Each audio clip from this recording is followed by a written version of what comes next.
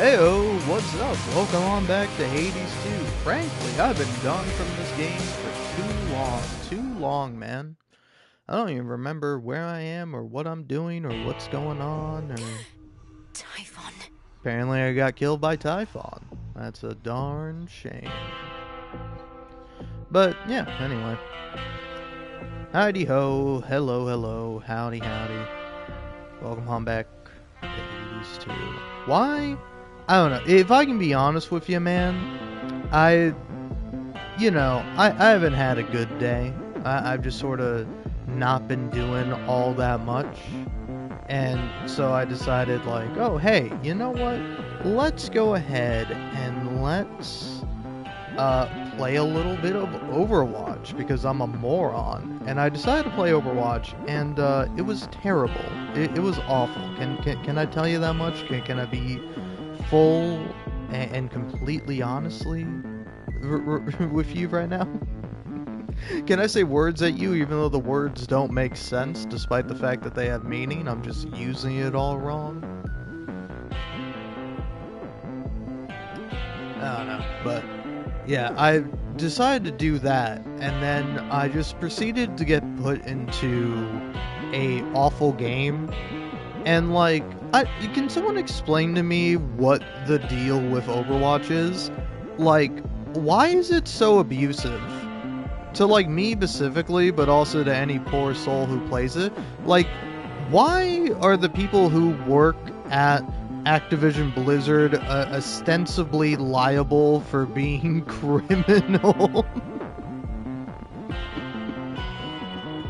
Criminal harmers? Like, I don't know what to tell you, man. The people who made that game really did a good job at making it a grueling, awful, terrible, irredeemable experience. Like, there is no light, there is no heaven, there is no good and wholesomeness in the world. There is only pain, misery, bad luck, and failure after failure after failure. I get it, man. You failed in your life. Like, obviously, you're working at Blizzard Activision. You hate your life, and you must hate the world that made it so you had to work at Blizzard Activision. So, frankly, I'm going to say that they're forgiven. I forgive them. But that doesn't mean that playing Overwatch is not like going to hell before you die. I don't know, my ravings and ramblings of Overwatch aside, I don't know, man, I just got into a bad game. I got into a bad game of Stadium, which I had to wait like 5 to 7 minutes for, because it's like nobody plays it anymore. They announced they're not doing anything with it anymore, and so they just decided to get rid of it, throw it in the trash, and so did most of the people who would have played it. They're like, well, why would I play a mode that doesn't matter anymore, that they're not putting any time, effort, or work towards, so why would I play it now? So you got nobody playing it, and then when you do play it, the teams are so unbalanced. Either you're crushing the enemy team, or you're getting crushed. And I waited like 7 minutes to get into a game, and I was getting crushed, and I was like, you know what? I want to leave. I don't want to be in this game anymore. And then you go to hit leave game, and then the game tells you, ooh, sorry pal, you gotta wait 5 seconds before you can leave the game. And then when you leave the game, it goes, ooh, yeah, sorry, you gotta wait 2 minutes to play any game mode. Like, I'm not allowed to play any more of the game modes because I decided I didn't want to play this garbage game mode for losers. And hey, man, I'm a loser and I love garbage, so that is my game mode. But when it's just terrible game after terrible game, why would I stand for that? And then when Overwatch really can be compared to like an abusive partner, because like you stand up for yourself and you go, you know what? No, I'm not going to let you treat me this way, Overwatch. And then it punishes you. It goes, no, bad, timeout. And it treats you like a child. It's unbelievable, man. You know? Frankly, ridiculous. So, yeah, anyway. That's my grief put out there. But anyway, I decided to title this a very Odysseyous Hades 2, because I did go see the Odyssey. Now that's something that was great. All right, the Odyssey, Christopher Nolan himself came to my theater and gave me hearing damage, and frankly, that was an infinitely better experience than Overwatch, man. You know, I sat down and watched a movie. It was nice and air conditioned. I was next to a guy who moved around too much, and that was pretty annoying. But other than that, you know, great movie, man. Fantastic. Like, I don't know. It's really nice sitting down in a movie theater and then watching a great movie. And now, I saw it in IMAX, but not 70 millimeter IMAX, because there is not a 70 millimeter IMAX in my state. I could maybe drive down to Georgia and go watch it there, where all the tickets will be sold out.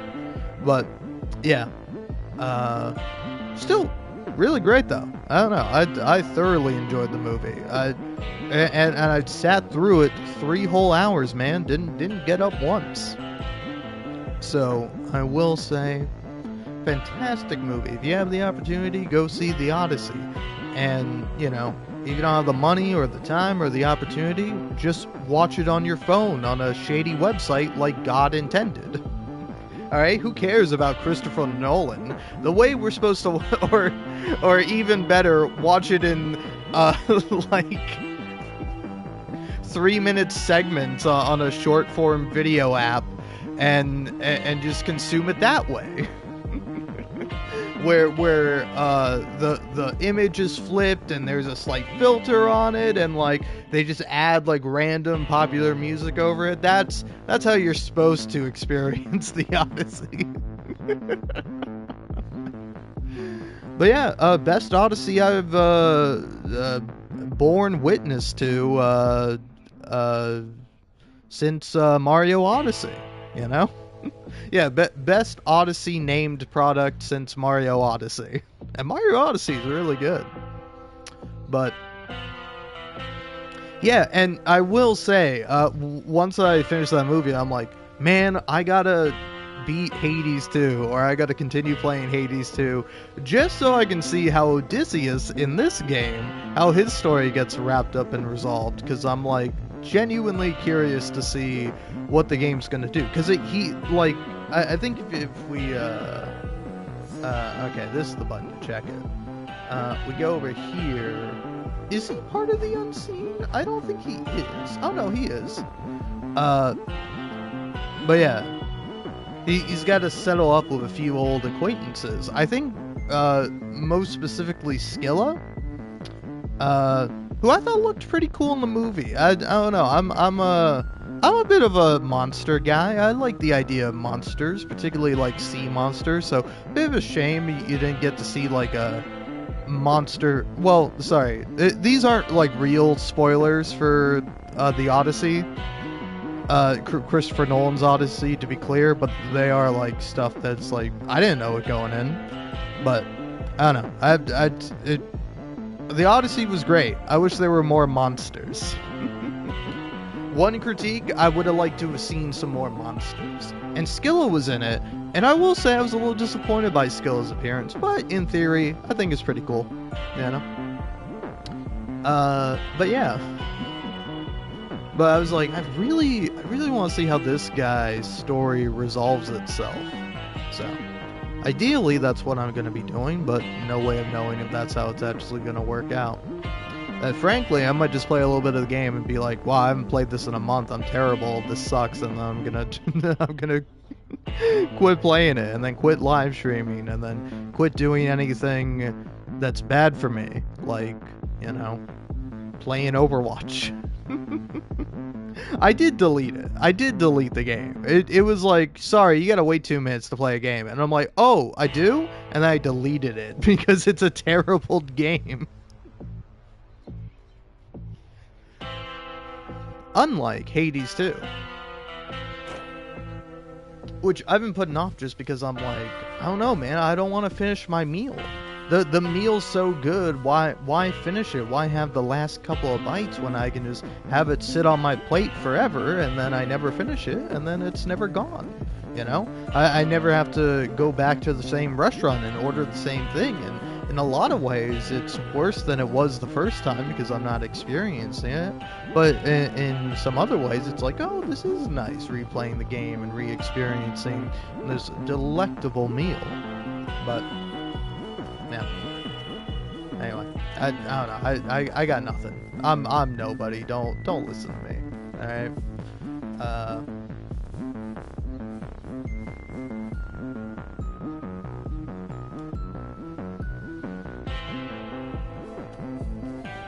I'd best get back up to Olympus before Typhon gets his way.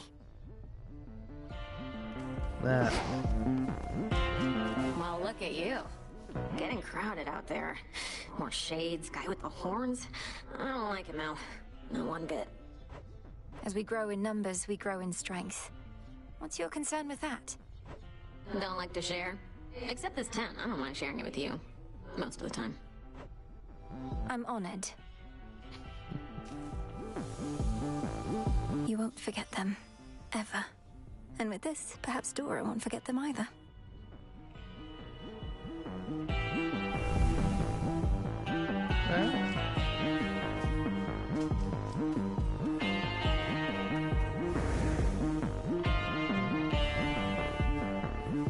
Quite a predicament we find ourselves in, sister. Certainly not one I could have anticipated when first I arrived. How odd. So what are we to do? It's not my wish to interfere. Don't worry about that. Worry about keeping your mouth shut when she's walking up on us. All casual, like she doesn't know what's going on. Wait, what is going on? What are you two talking about, if I may ask? Talking about you, princess. Though it's nothing you need to worry your pretty little head about. You've got enough going on, and we can sort this out ourselves, if you'll excuse us. Wait. No, I would prefer to be forthright. Princess, the issue is we each develop certain feelings for you that, in some cases, can manifest as the kind of envy that Nemesis is committed to punishing. An outcome we are trying to avoid. Oh, I see. Thank you for letting me know. I would never want to hurt either of you. Well, maybe you, Nemesis, but only when we spar. How do we resolve this? Our feelings mustn't get in our way. They won't get in our way. And besides, you're busy, not like you were going to devote yourself to one of us body and soul, like some mortal that doesn't know any better. Certainly not. Why should I or any of us have to choose? We're gods. If you wish to know me better, wonderful. But please accept that I won't let myself be bound to anyone. Nor would I expect any different from you. Are we clear? Yeah. Yes, we are. Fucking fascinating, man. Let me see. So it is written. The Fates, they're out there still. Illinois. Remember us.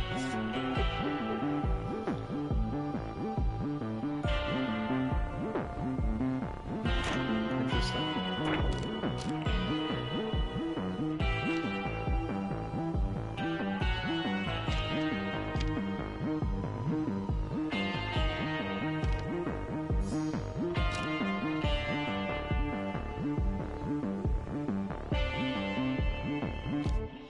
Interesting. Ah. See, Vanquis, Unrivaled Hecate, Polyphemus, Scylla, Strife, Cerberus, Prometheus. So yeah, I just gotta vanquish Unrivaled Kronos and Typhon. Unless there's really gonna be a mix thrown in Hi there. there. We'll see this realm restored.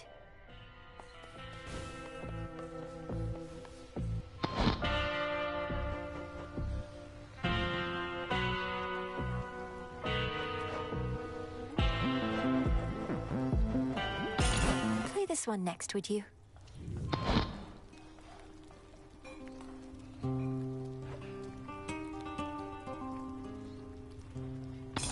I like this one.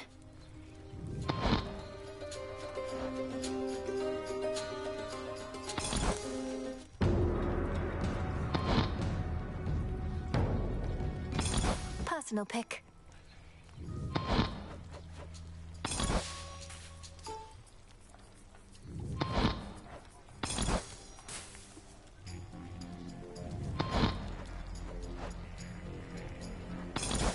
Surprised you've heard of this one, but all right.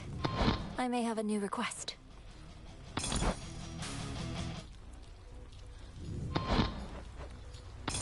Their past work was so much better.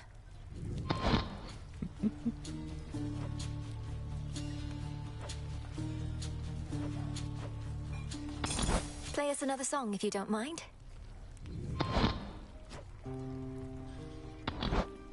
Alright. Lots of shades around.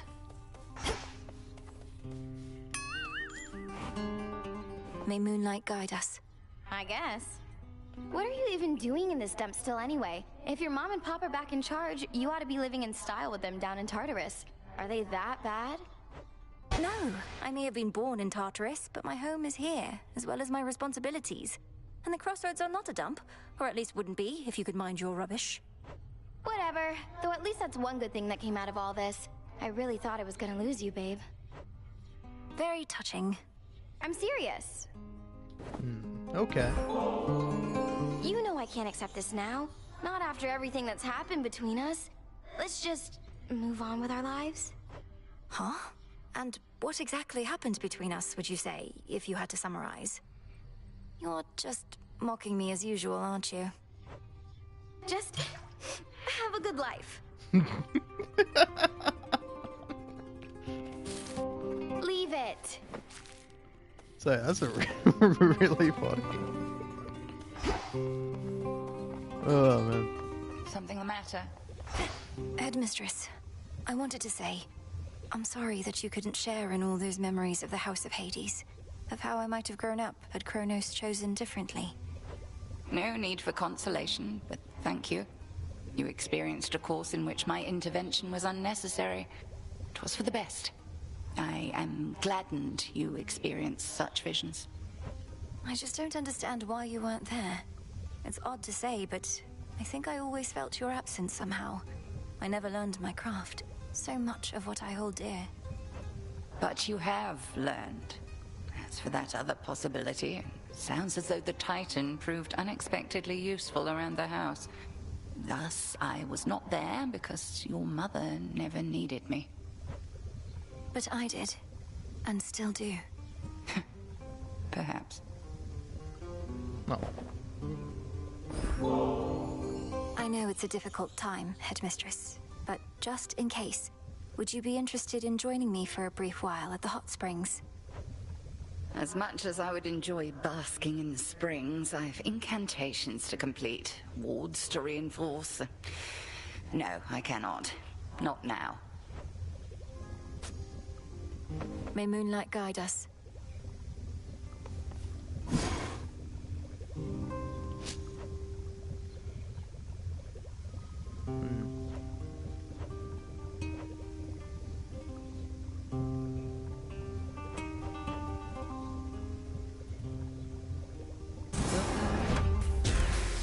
Become what I seek.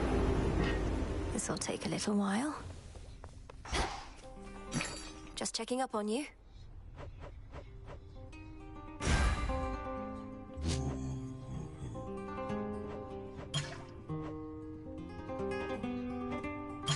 Ambrosia.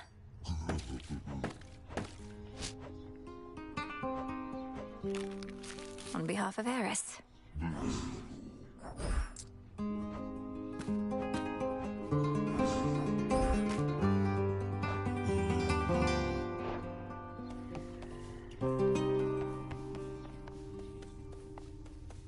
Evening.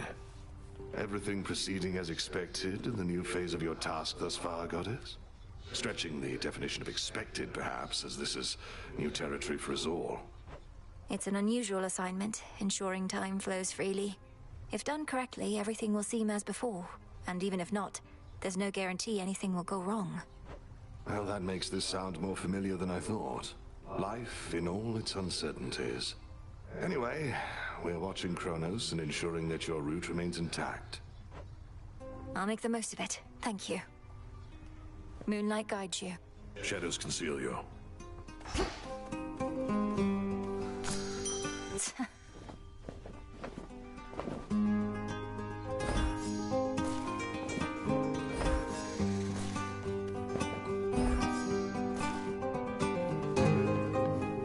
sleep well.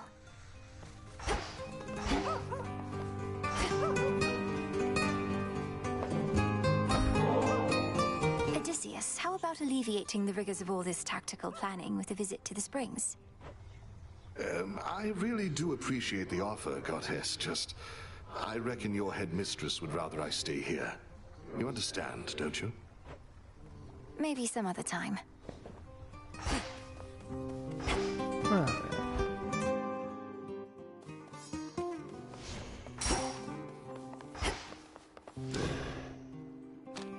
Let's see here. Tula?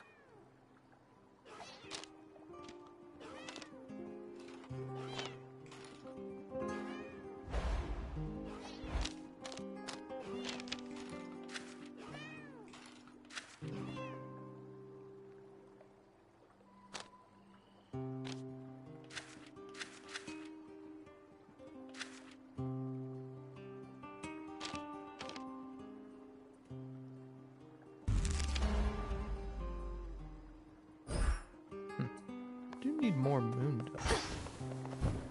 Behold my latest works. The Arcana and the Arms of Night go hand in hand. There we go.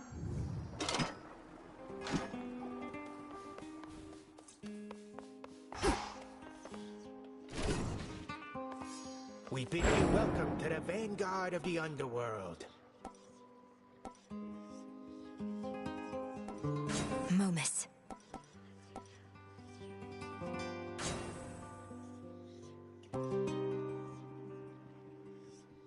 Momus.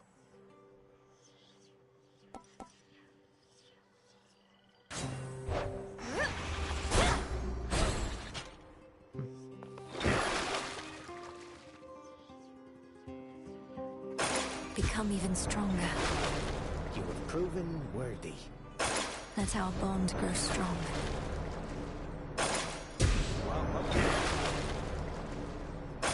The true power of the great enchantress. Top that one off. You know, I've always wondered about all those commendations that you wear. Which was the first you earned? Which means the most? Oh, you mean these little numbers here? One of these I've had since the Siege of Ilium. Speared many a guy for that one. The others are from campaigns across the land. Which sorts of campaigns? Across the land, I said. Look, kiddo, I gotta level with you. Got kind of a drinking problem over here. Stuff goes right through me. I just don't want you wasting this when you could give it to one of those other guys out there. Commander, thank you for your honesty with me. I hate to think all that nectar only served to make you ill at ease. You do know you don't need to drink it, right? It can be a collector's item, a reminder of your friends and the affection that they have for you. Affection schmaffection. Look, I'm gonna keep it just this 6th time, but don't go giving any more to me, okay? Yes, sir. Moonlight, guide us. It better.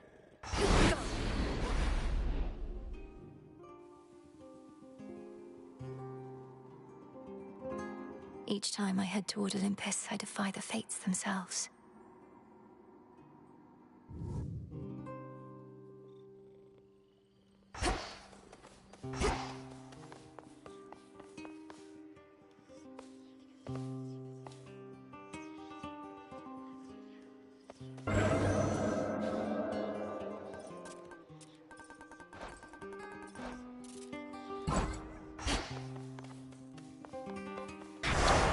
Let's see what we got in going the air. on here.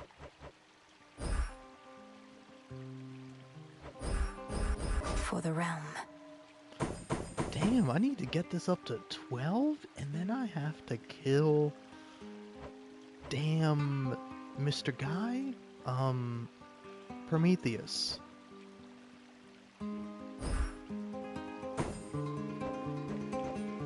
Alright, let's see what we got. Ooh.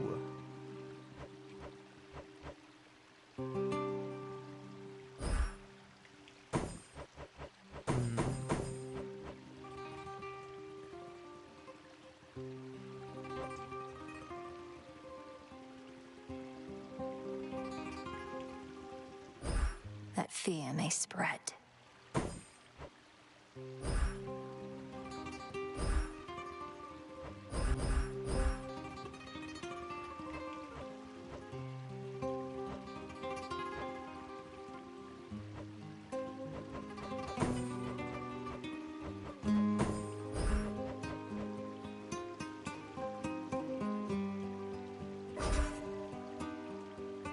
Sure, why not? Such courage in the face of fear. Time to retrace my steps.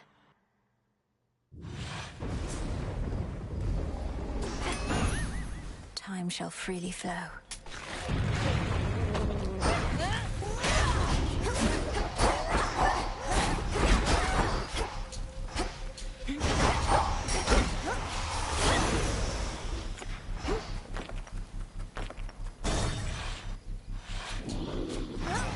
This'll be quick.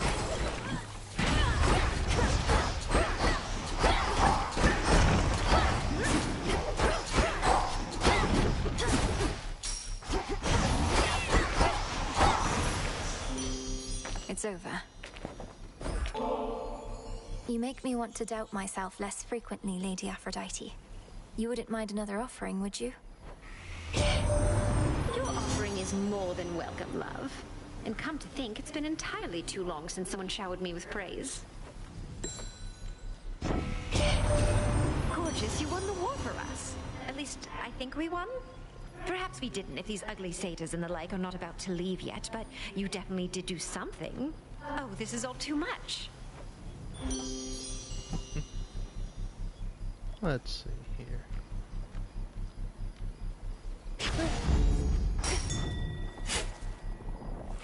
Some seeds.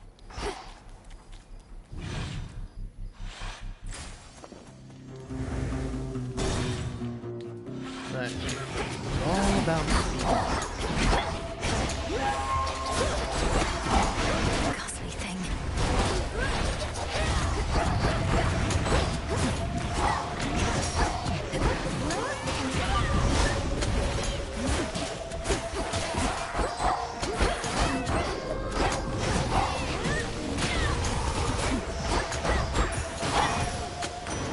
He's back. Surrender to us, Niece. You must have heard you helped deliver him. If there remains some mess that must be cleaned, I cannot follow what he rambled on about, but if you simply need my boons, then here.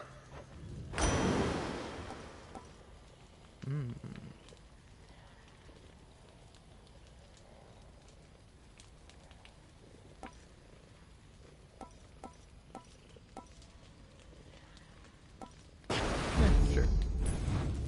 Should head to the main square.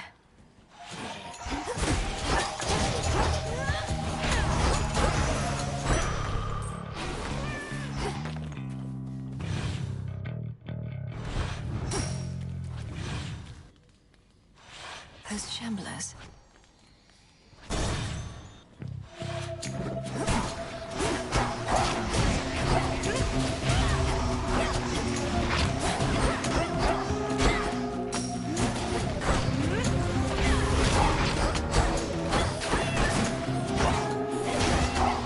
Hold still.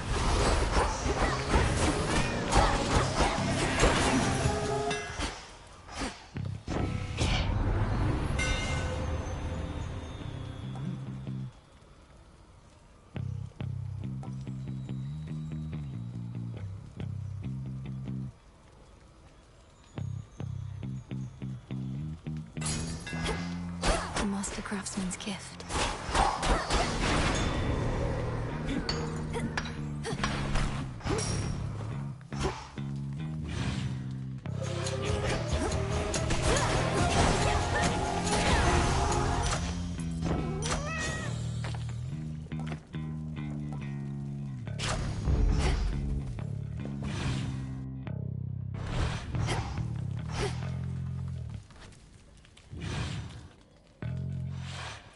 Now, Hermes.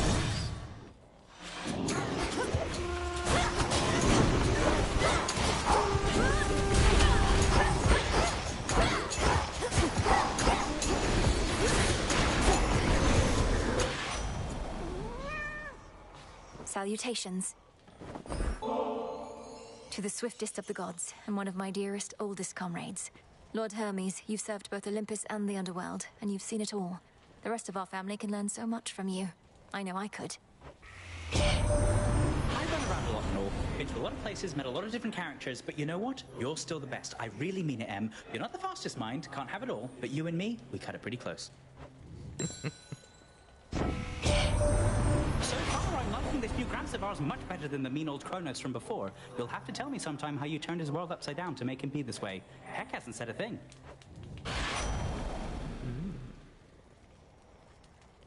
Ooh. I mean, these are probably objectively better, right? But I love the money. Time to send a message.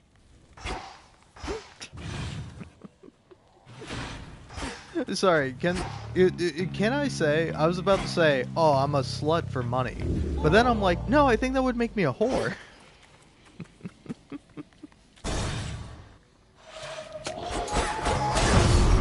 Which? Bitch. Old sister, remember not a word about before or else. We can have ourselves another happy massacre and then be on our way. And then perhaps we'll meet again on my way to the summit, if the conditions are just right. Wouldn't that be nice? Sure it would. We understand each other then. Now to the bloodletting at hand. They come. Shades of the dead.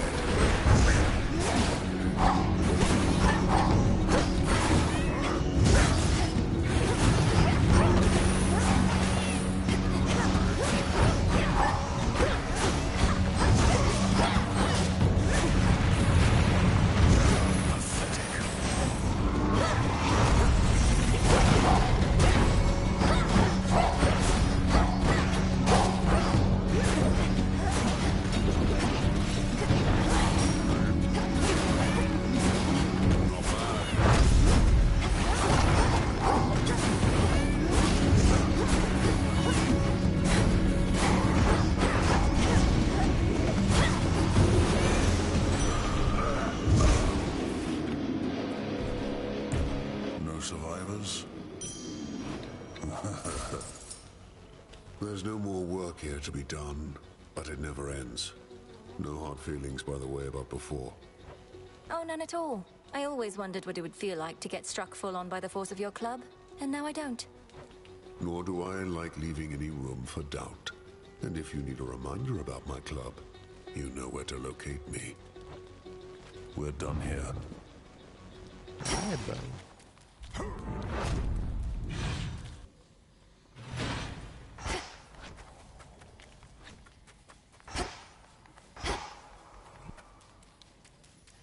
Well, a moving spoon would be pretty nice.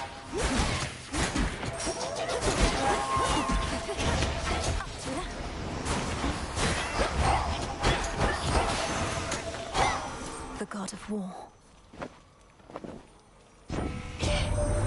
It is quite common to experience mixed emotions at the outcome of a war, and to have been denied a violent resolution to our plight.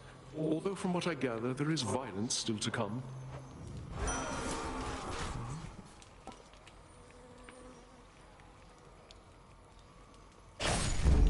Death to our foes.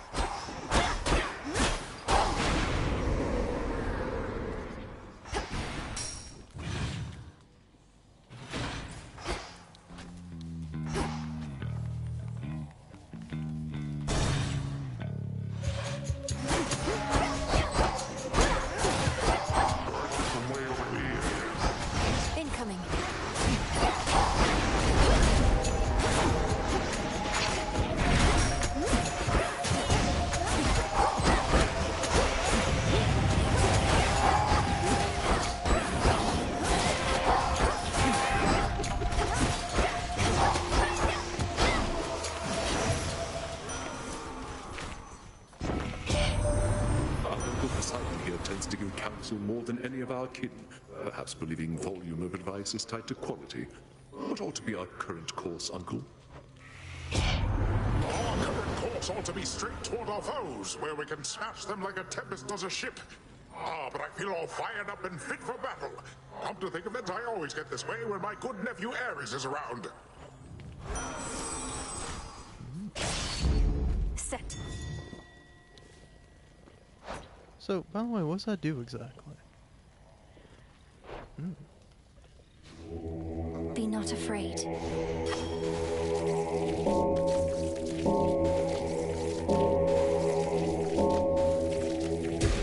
Good. You.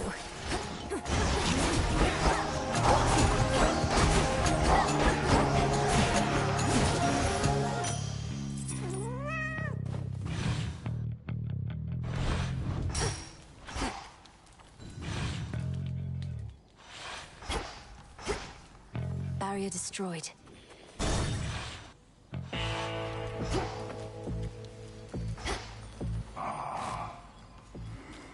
I made it all the way up to the Mountain of the Gods, my lord. Though I missed you up there. I never thought I'd see a place you couldn't reach by boat. You have a very good distributor. Be safe, Lord Charon. Oh, there you are.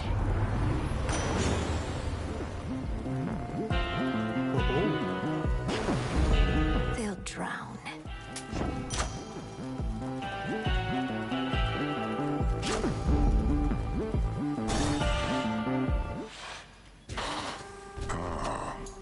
Even with all the extra bodies here, I can always sniff you out. You're on my turf, and you'll address me as Lord Polyphemus from now on. You can't be serious. You're not entitled to a greater status just because you asked. Or has Lady Medea poisoned your mind with newfound delusions?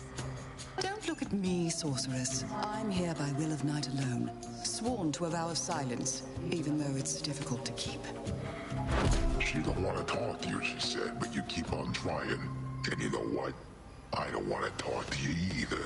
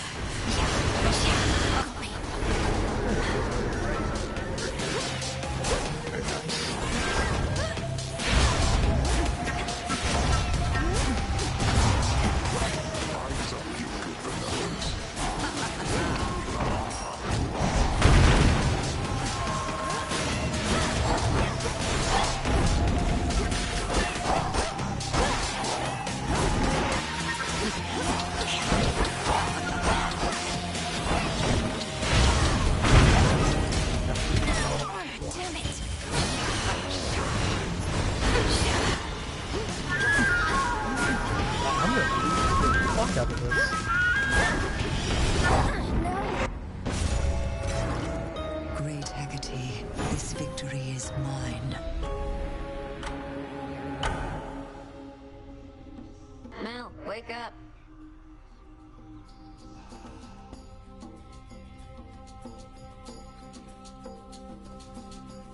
Lady Medea collaborating with Polyphemus. The Will of Night can be quite strange. Do you remember the name Heracles? The greatest half-god hero of the surface, slayer of the Nemean lion and so on? Not really. But I hear the other shades go on and on about him every now and then. Why do you ask? I encountered him. He's as big as they say, that much is sure. He has such a storied past. I thought maybe you'd recall one of the tales. Well, you thought wrong, my friend. Your family. You may not be living under the same roof, though you're together still.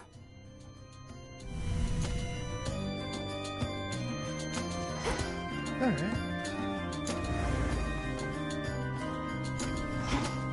I rise again.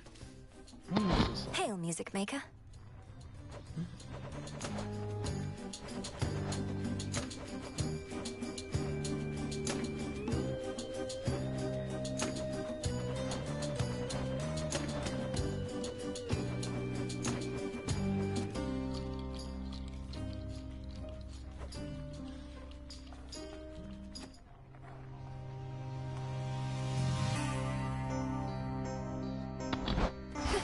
Hi, everyone. Salutations. Salutations, Princess. Are you all right, Princess? I'm realizing that whenever you return, it's likely due to some unfortunate result. One I might have easily anticipated in the past, but not anymore. I'm fine, Lord Moros. Thank you for asking. I'm fairly accustomed to such outcomes at this point. It's interesting to know the fates are not forcing it along, that it's all in my control, and all my fault. Well, now that you mention it, I can't entirely be sure the fates have no more influence at all. How frustrating, not knowing whether our actions have been preordained or not. I try not to think on it too much. Certainly, as long as you don't mind if I scare off everything in the river.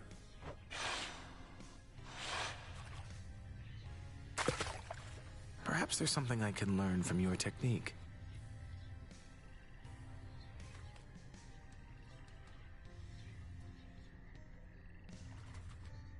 Steady, Princess. Your fate is sealed. Skillfully caught.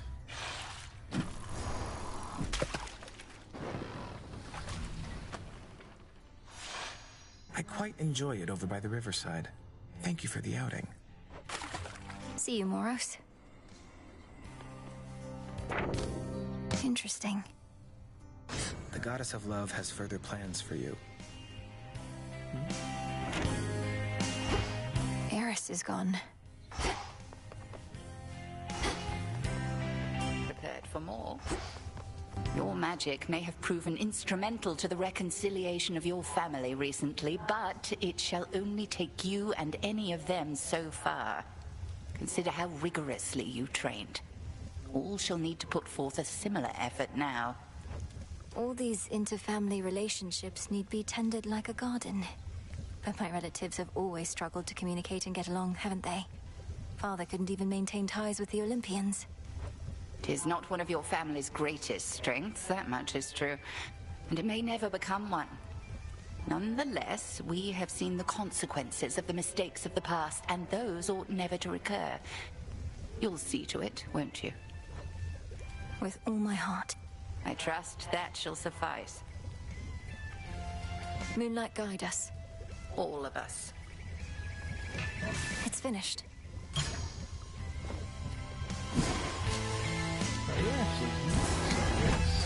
Power to create.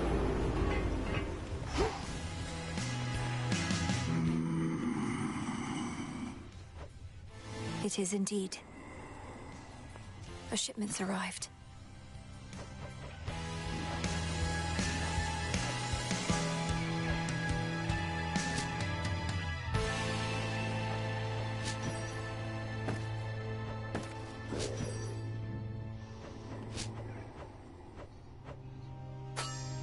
This one. Give me 10 of those things.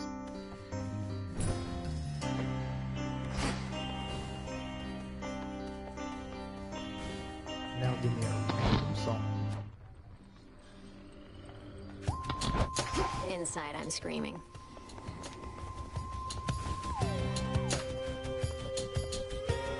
What's with that throne conspicuously near my post? Just a temptation. Never once seen you sit down on the job. You ever seen me? No, it's just... I thought perhaps you'd like the option there at least. Nothing in excess, right? And you do have to stand an awful lot. My rules, not yours. I start sitting down, won't want to get back up. Especially wearing all this. Besides, half the point of guard duty is having to stay standing the whole time.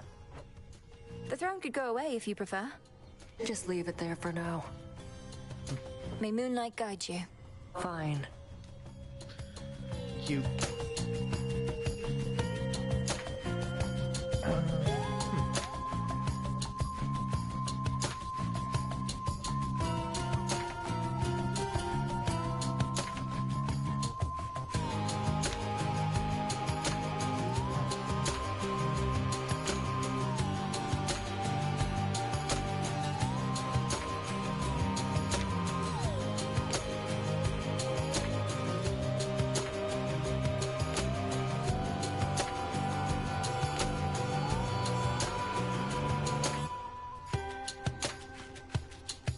Alright, I will be right back.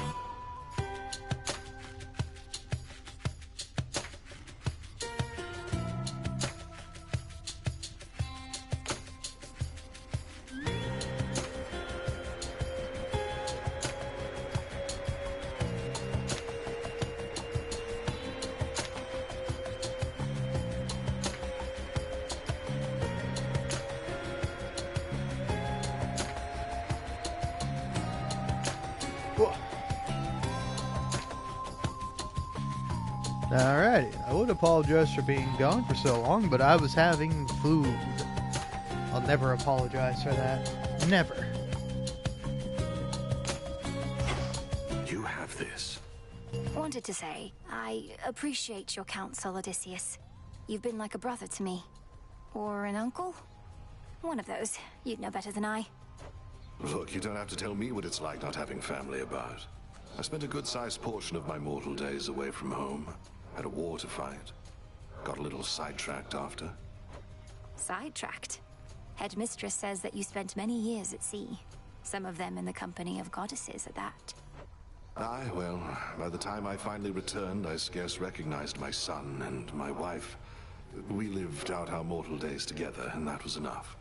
I reckon they're comfortable somewhere below. You haven't seen them? What happened? Penelope and I drifted apart. Happens with mortals sometimes. And it happens with shades, too. As for my son Telemachus, he's his own man. Such is life. Or death, as it turns out. Yes. Interesting. May moonlight guide us. Aye, that. There. Oh, you're up. You know, I thought that once Kronos was out and the Underworld King and Queen were back, you'd have to join them in the House of Hades. Be the princess you were always meant to be. I'd like to think I already am that. My father's house is truly something to behold, but this is home, not there. And I'll be seeing my parents and brother frequently enough, I think. Oh, right. How was it meeting Zagreus? He live up to all the hushed tales of his prowess and all that? If I told you, I'd have to slay you. Well, all right. May moonlight guide you. Cheers. Alright, see you around, Icarus. Grow and flourish.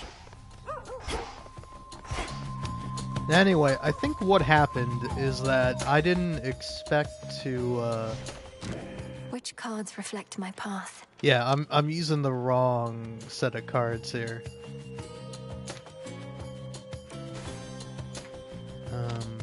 Oh, there we go. Themes. Oh, look at that. Oh, so you can go for, like, specific builds. Ah, that's kind of nice.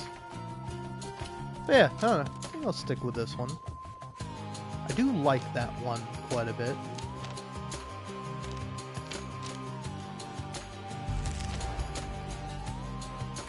A new detail. There we go. Need more tiers, so I gotta beat Cerberus for that one. And for this one, gotta beat Charybdis. Or not Charybdis, Scylla. What about you? I just need a lot of moon dust for you. Same for you. Alright, alright. So basically, I'm gonna need you all to stand around, alright? Elegant a scratching post to you?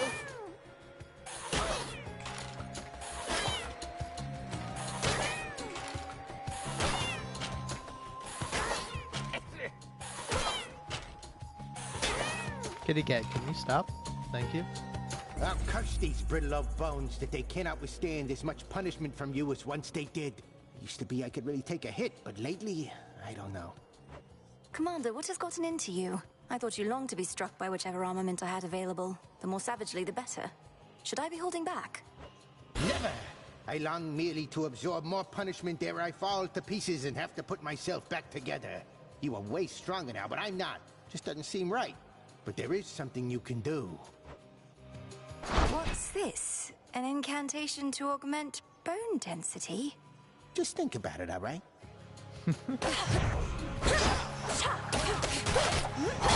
So dark.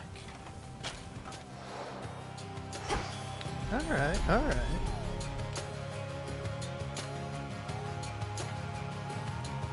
I'll get through all that gloom somehow.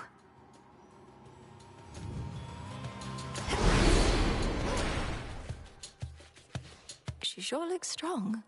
Isn't she a beaut?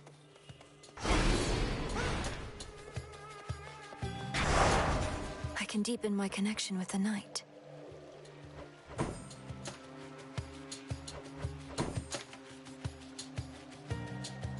So, yeah, okay. Because, yeah, that's... Oh, I forfeit on. I'm like, what? Yeah, why is that working out like that? Because, yeah, there we go. Fear is for There the we living go. and the dead. All part of our new phase.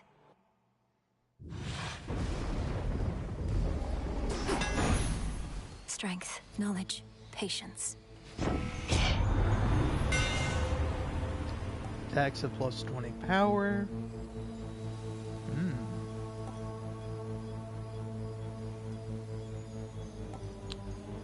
Ooh, I don't know. I think I would probably just rather take this. My silver shines.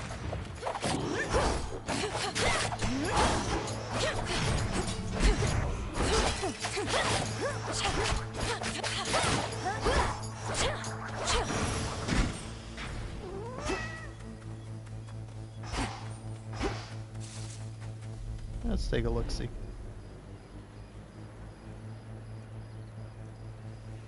Nothing. Fair enough.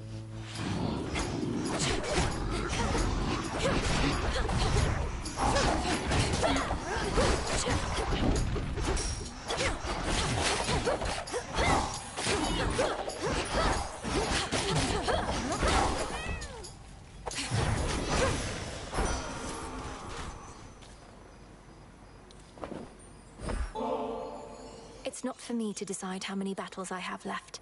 But knowing I have your support in them means a great deal, my lord. May we achieve all our objectives soon enough. Such nectar often is withheld till victory. Although in many ways, I feel as though we have already won. I have at least. And to that end, I'll find a moment to enjoy this properly. The father of all monsters, slain. I scarce believed it when I heard, but my lord father and dear mother quite insisted this was true. It seems that you possess a power far more terrifying even than our vanquished foe.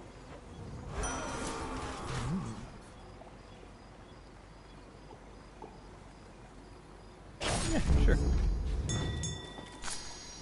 In you go.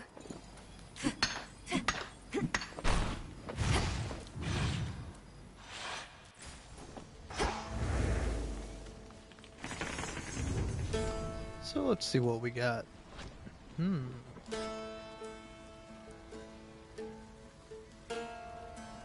Okay, all pretty interesting. Let's go here first. Marrow? And hail. Salutations. You honor me. What are the matters of dispute between that Cyclops Polyphemus and yourself anyhow, sorceress? I get a bit of thrill seeing you fight, but would prefer to know the history. There is no history. The first night I tried to leave the city, he was there. He's tried to make a meal of me since. He must be working for Kronos, or was at some point. He's just a shepherd. Perhaps you met him on an empty stomach. That can make anybody irritable. But do as you must. I'll intervene only if the oath requires it.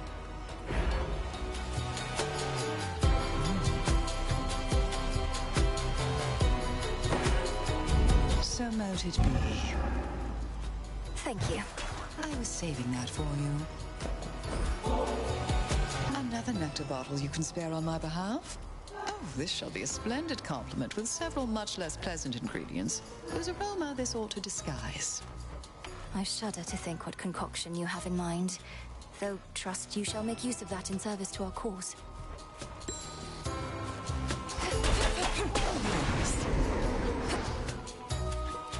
Seek vengeance, sorceress. Alright. The air feels different now. How many of these do they have?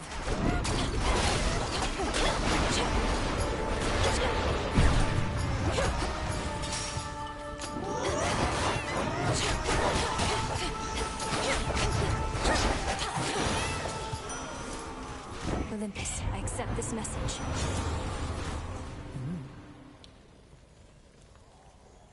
Ooh, sure. It's kind of nice. You're low on health, you'll be able to restore up to 40 of it. That's cool, that's cool. Now let's go get Selene's boon.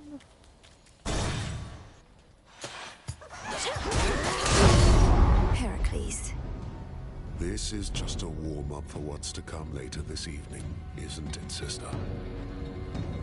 Now then.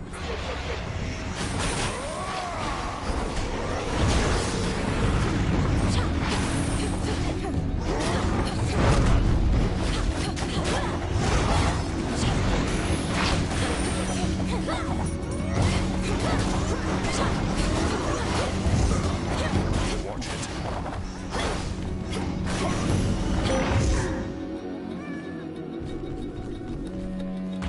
That's it.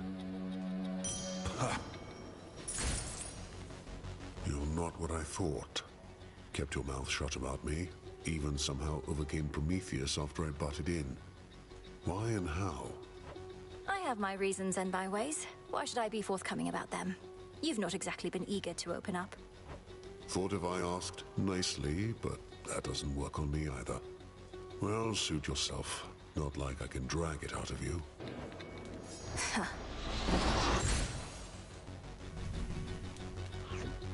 Ooh. Oh. Sure.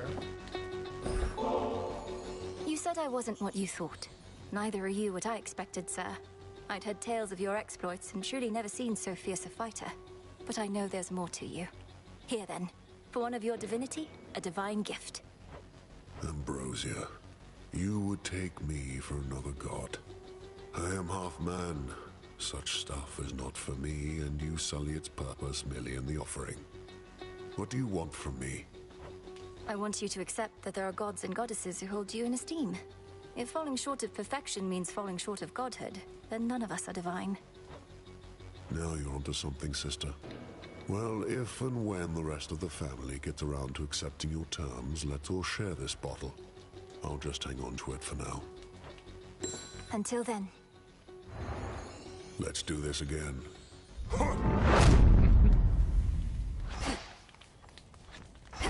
He's got a really cute portrait.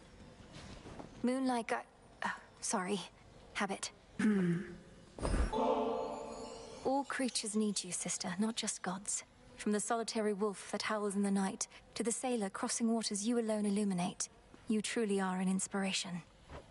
I sometimes think Olympus takes my constancy for granted, or I receive many offerings from mortals, but not gods. While it should make no difference to me, nonetheless it does, little star. Thank you for the gesture. I draw you down, O moon. Lend me your light. Nyx is finally returned to us, and perhaps in time, you may come to know her, as do I. Although her influence never faded, I missed her wisdom and her presence very much, and have you to thank for our reunion.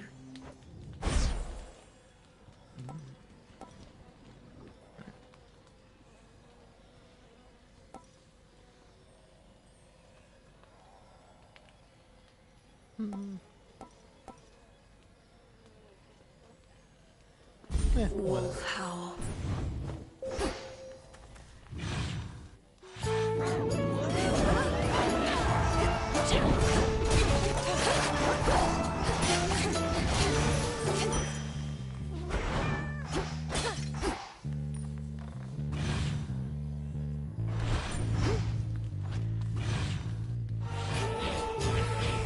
You'll regret this.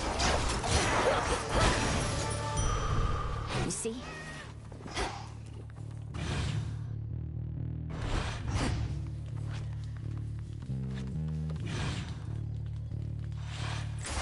Next up.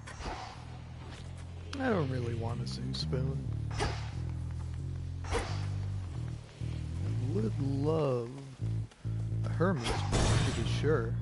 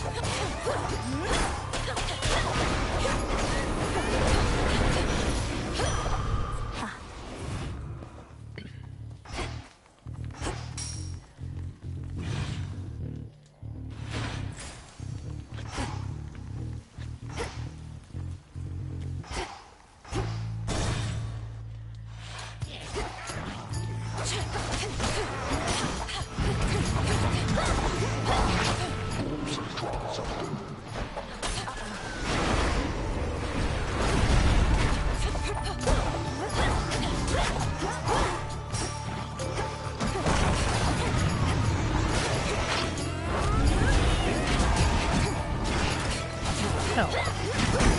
Tula!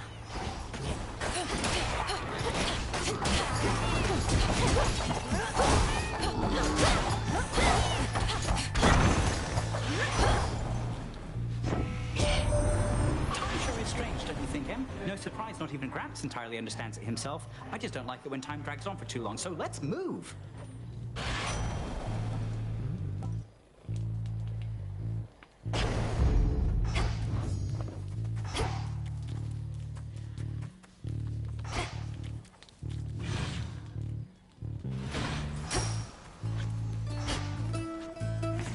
What's left of Aphira?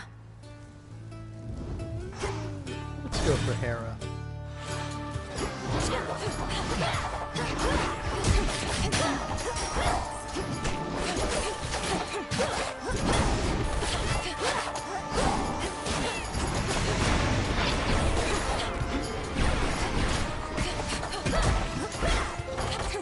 Predictable.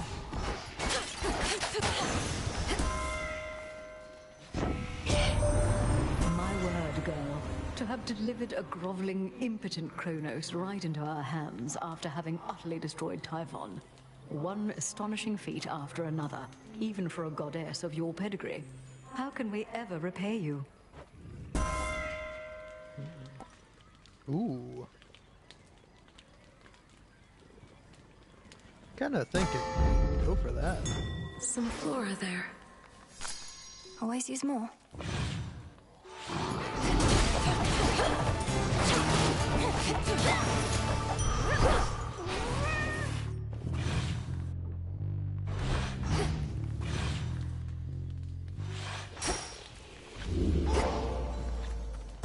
Farewell, Aphira.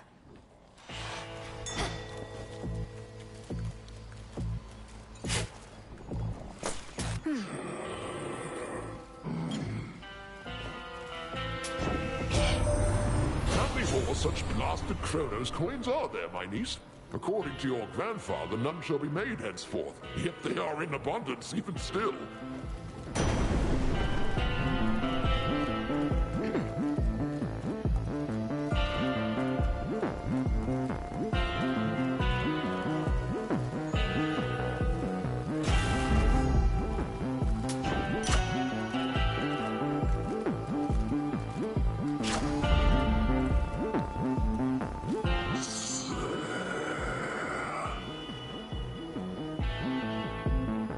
Moonlight guide you, my lord.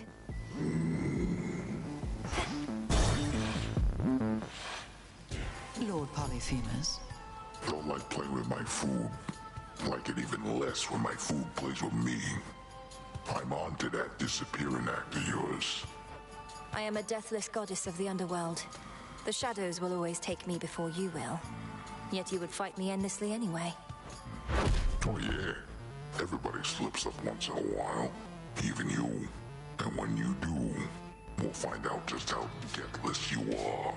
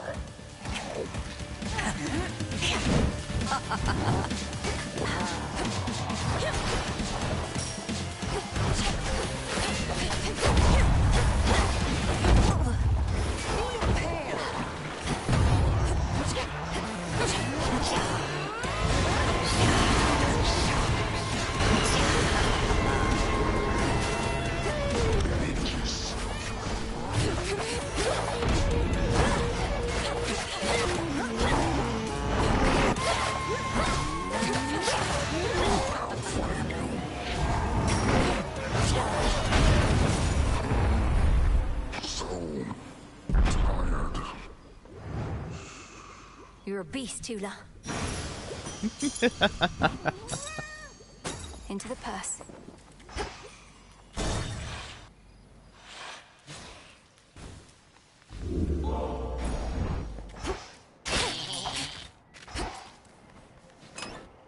Alright. What to trade this out with?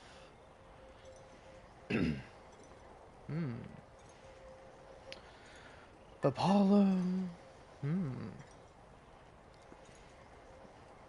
Sure, why not? I'll take this for now.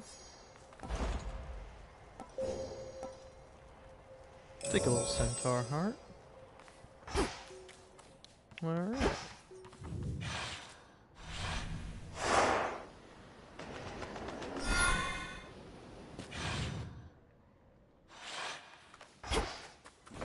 The docks. Transfer now.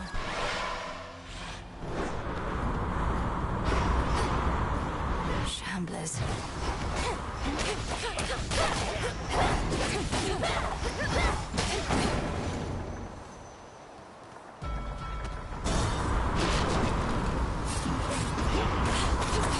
Now, am I wrong, but like the bigger a ship is, the cooler it is?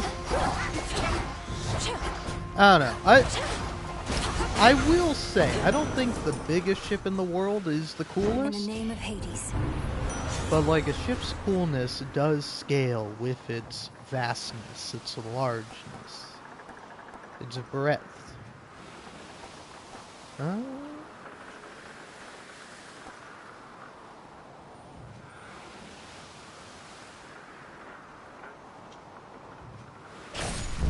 might as well go for that.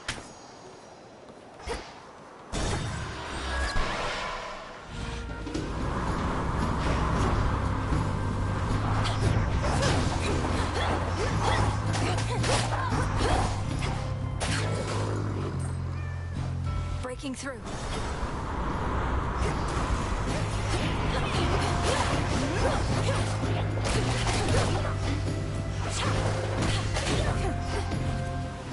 I see him there. Hold on.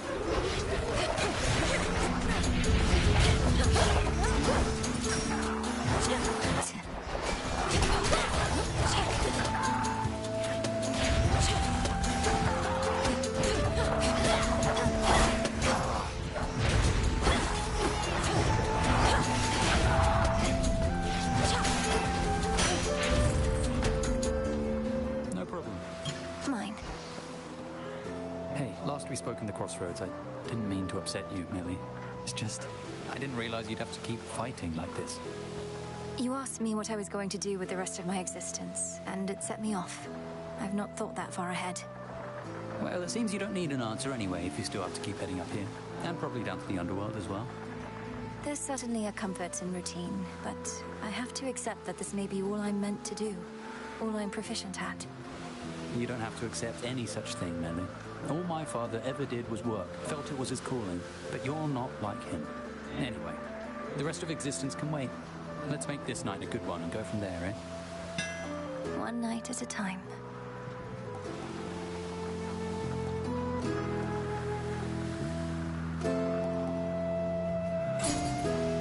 You're all set. Thank you. Bye.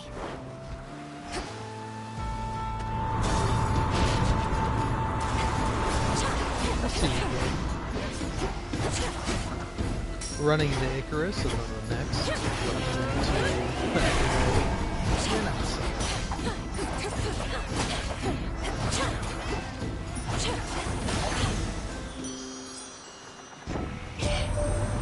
You know, I mentioned golden apples could be turned to nectar, though not how.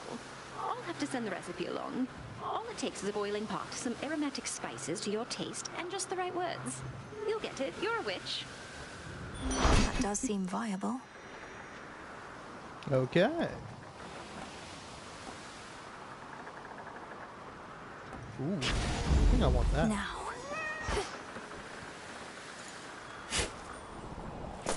Ooh.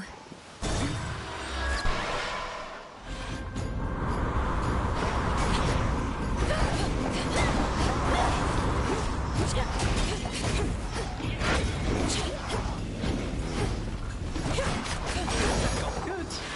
Special delivery. Beg pardon?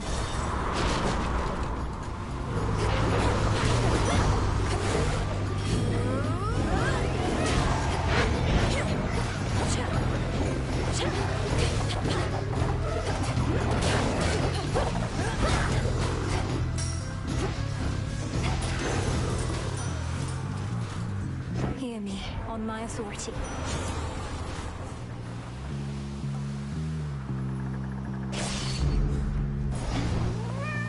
What's Hermes offering this eve? Definitely want that.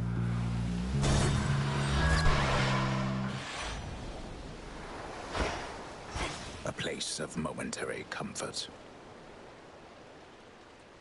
Salutations. Do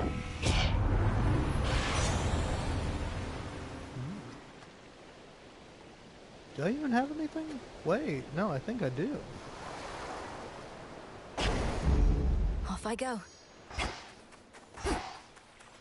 I got a couple of things that are based on chance.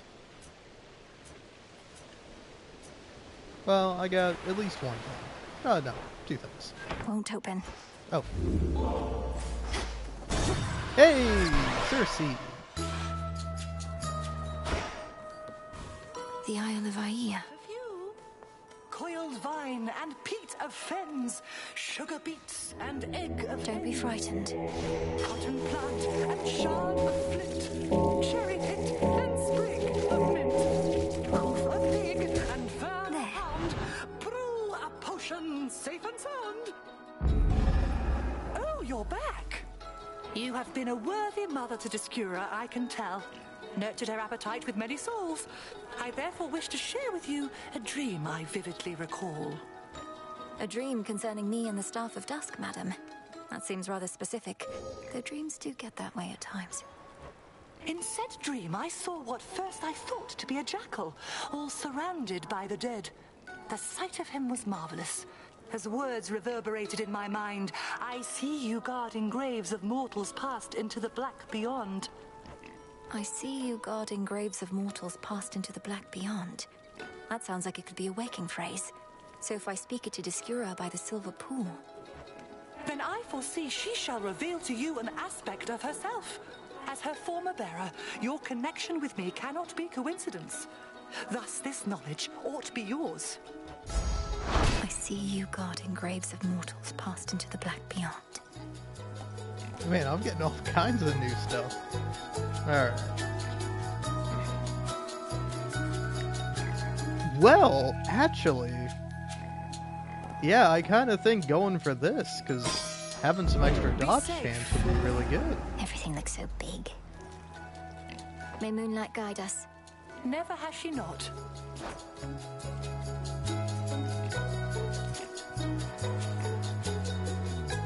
Oh, but this one doesn't count because of the dodge. Damn it. Fair enough.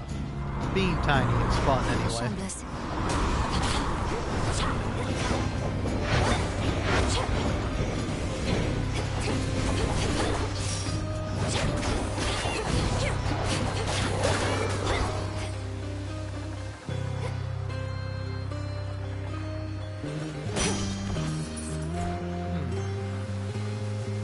I feel like I ought to go for Selene.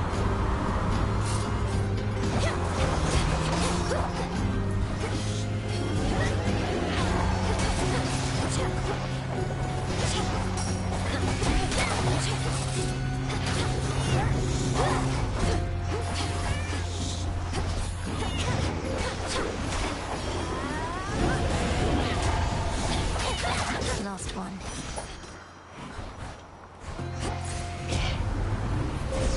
The path of stars.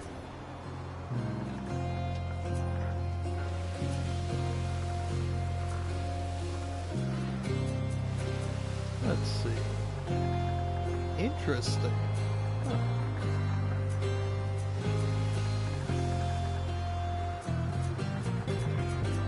And what are the other ones?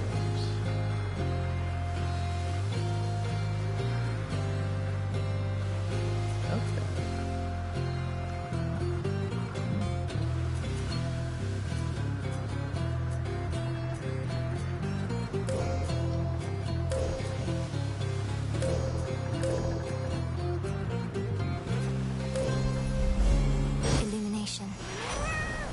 into the dark.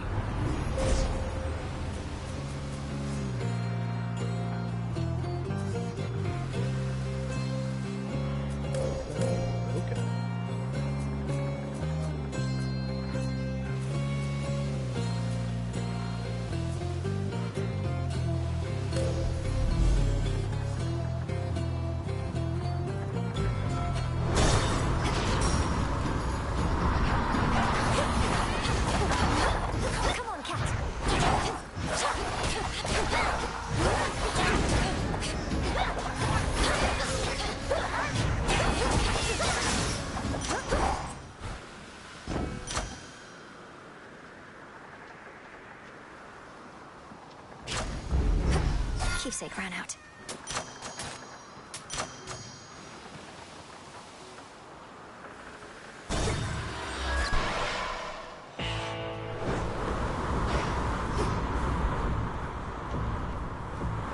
In the name of Hades.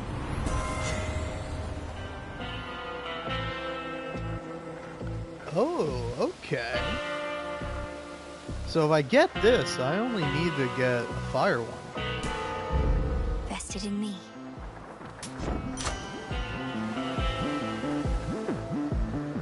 In this case, that was good. Hail, Captain.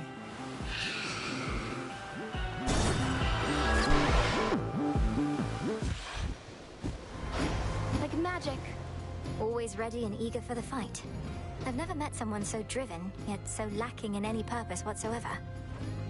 I'm about to blow your mind. You ready, babe? No purpose is a purpose.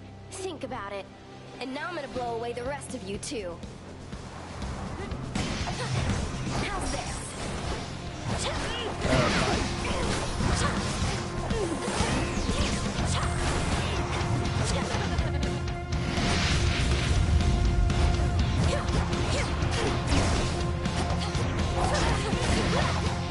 All mine. Neat trick. Not that. Oh, come on.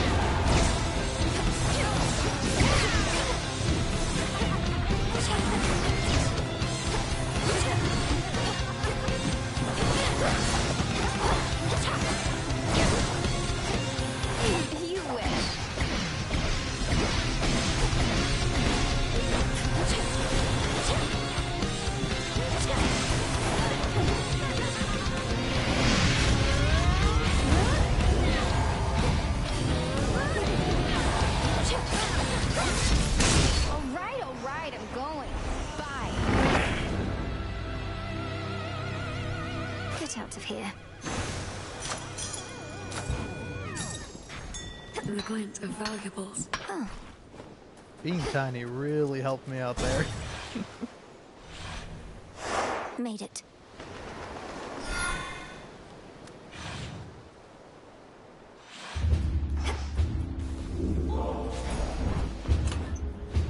Alrighty. And now I can either kind of be like, hey, really upgrade my Selene stuff. Take that. I guess I'll take Shouldn't that take too. too long. Alright. And hopefully I shouldn't take too long either, because I'm going to go use the restroom.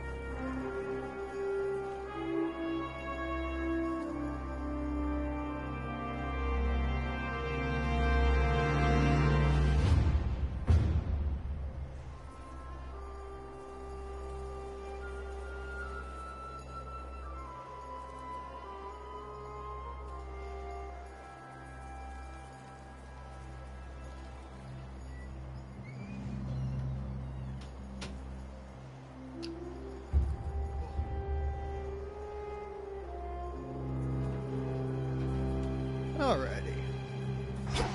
I return.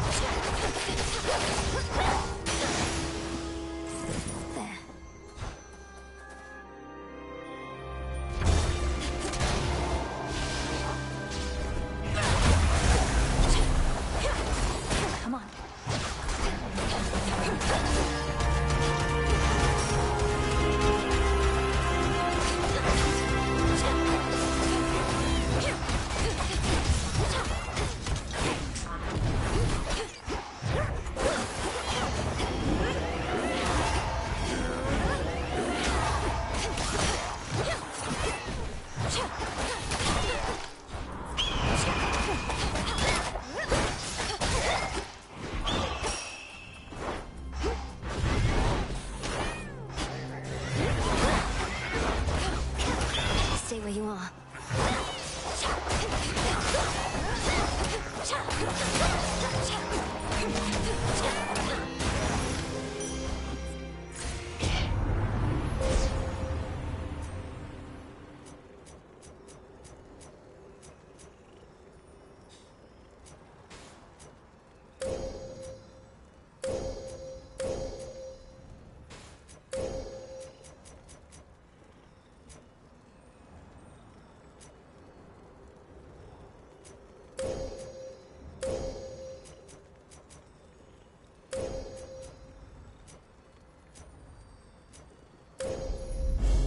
The end of the path.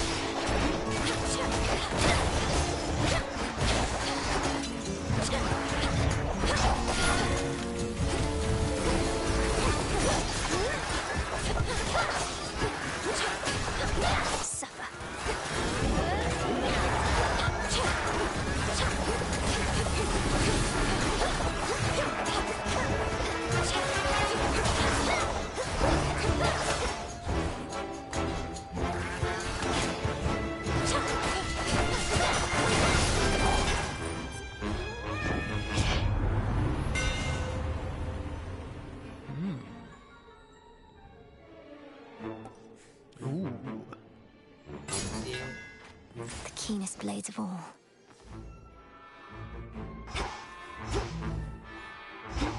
Let's go for Aphrodite.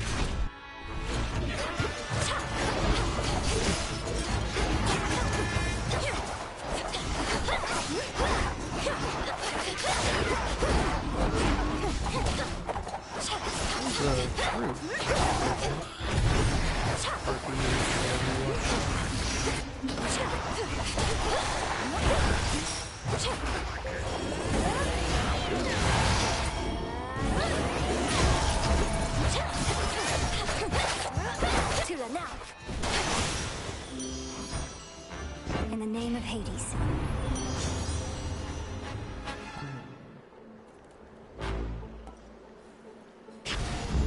Sure.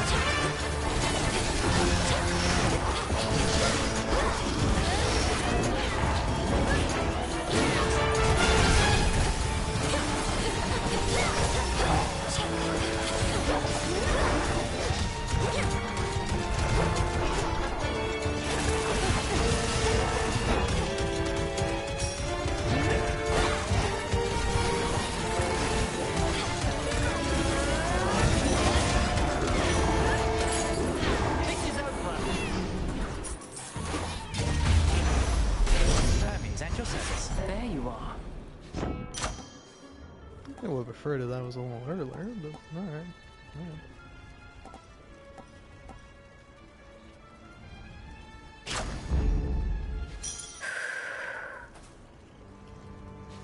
Glory to Olympus.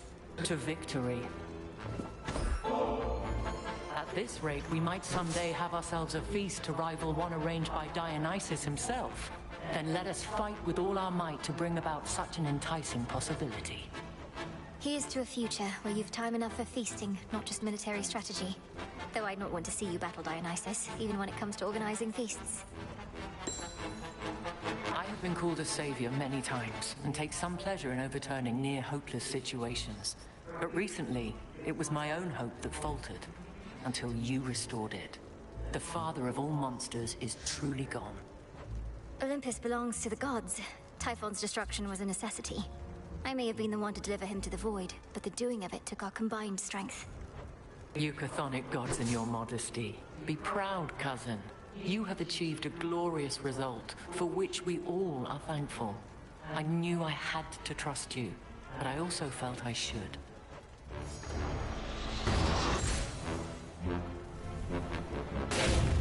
My blessings.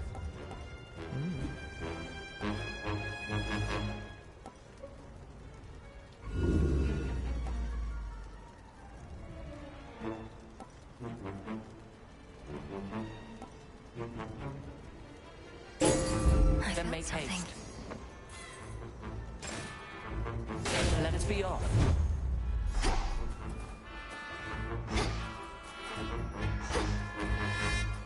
Ooh, I can fight Zagreus. Let's go do that.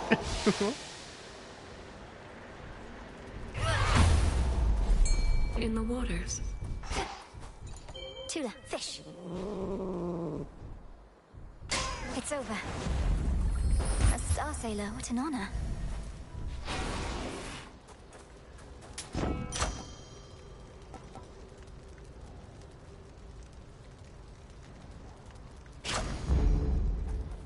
Olympus, I accept this message.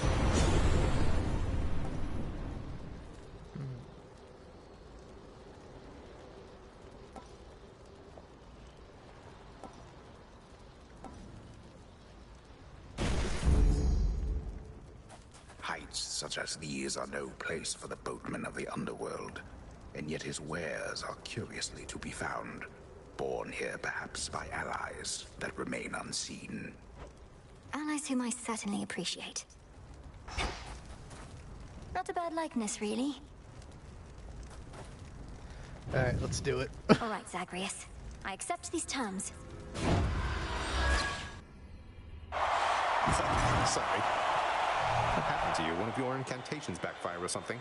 Last time I remember you being this small, it was potentially all just a dream of mine. This is the work of the Enchantress Circe, and I'll have you know it is entirely intentional. You won't be ridiculing me when you see how elusive I've become. I didn't mean to ridicule you to begin with, although I think the shades around here would probably enjoy a bit of verbal hostility before the main event. Come on then, little sister.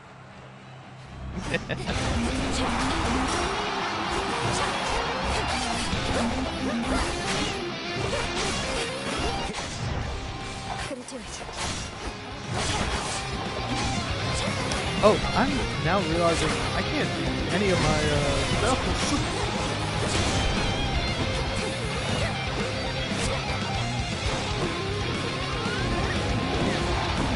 Magic. Nice.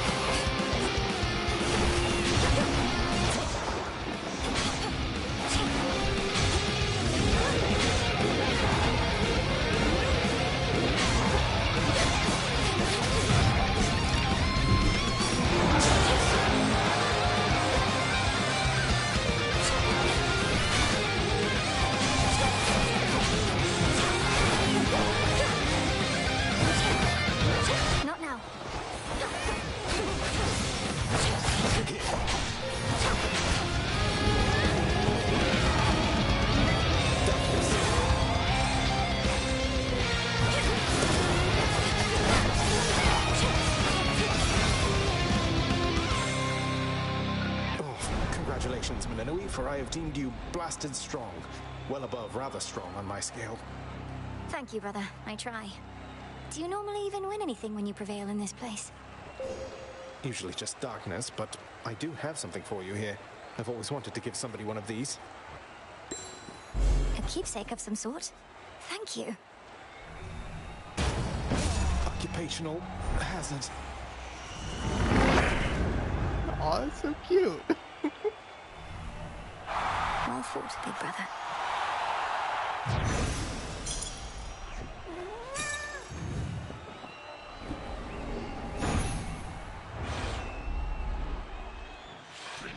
And I'm back.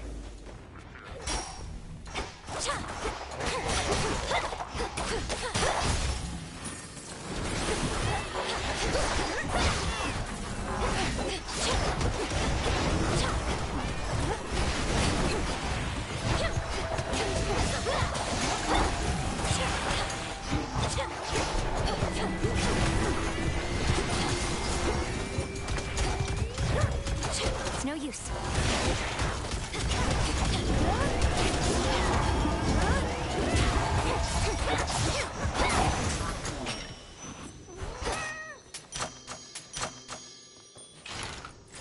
Oh, I should have. Yeah. Oh well.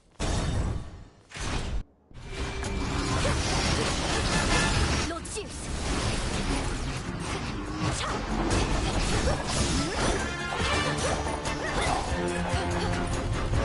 Remnant forces.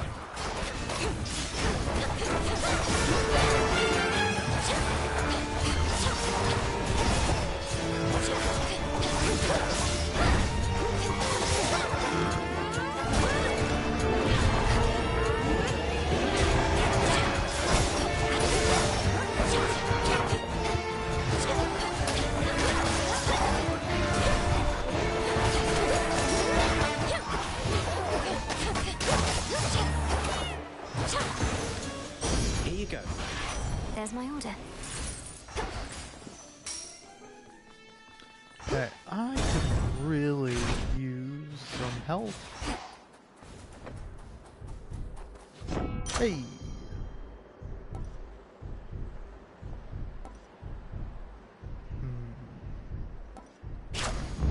Sure, let's go with that.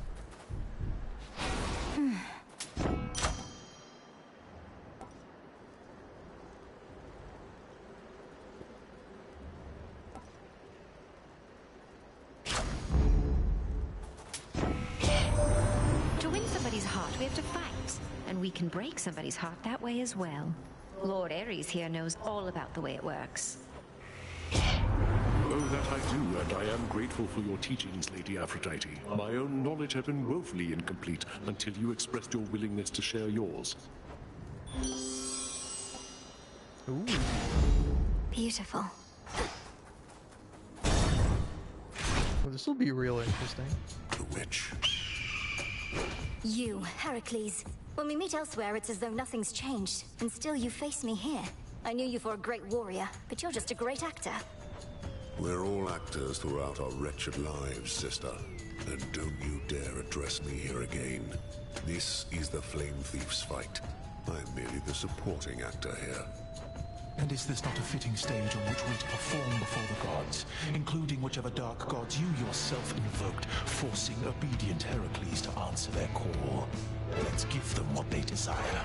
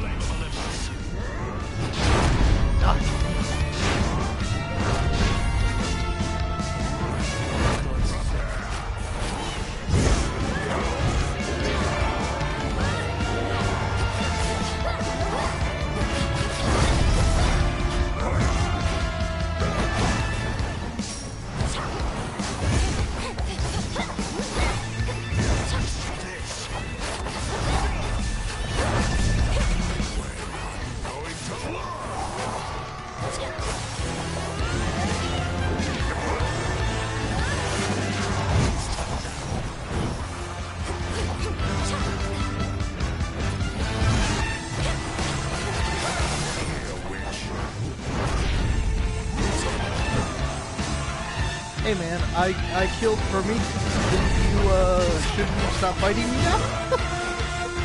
Come on, man. I know you're bros or boyfriends or whatever, but like, let this one go, big man. Is this about the money I took from you earlier? You offered that. That was a fair exchange. You shouldn't be mad.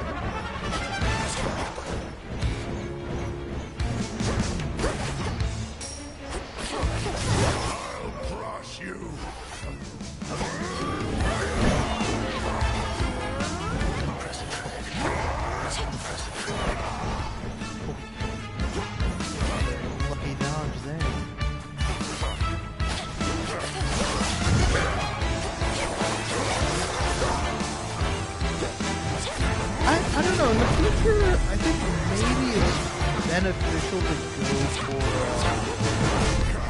for Hercules first. I don't know, it's tough, because I think, like, honestly, the tougher customer is Prometheus. Like, he's sort of, like, in my opinion, like, harder to fight and more of a threat.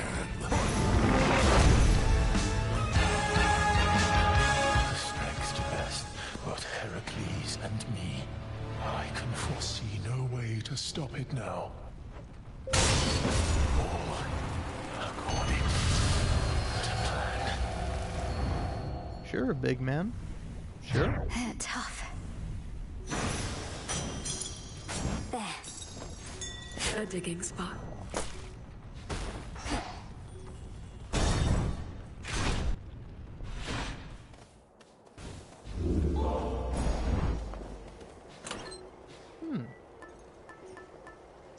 Calling card. While at the Fate's whim, you can rarefy Olympian blessings up to 2 times this night.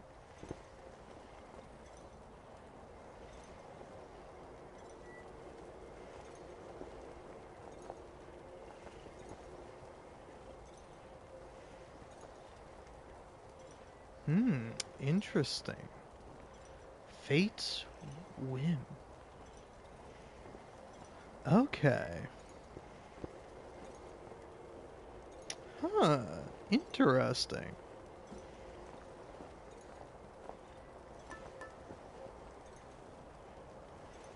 Well. I'm kind of 50-50 on this, or going for,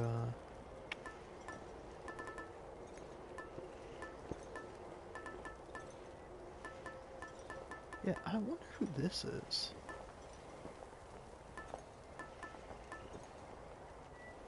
But yeah, going for this or going for Skelly's Tooth, wherever that is.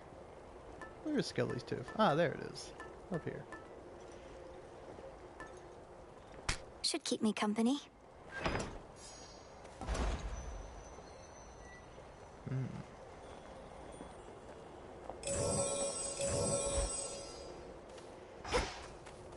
See you later.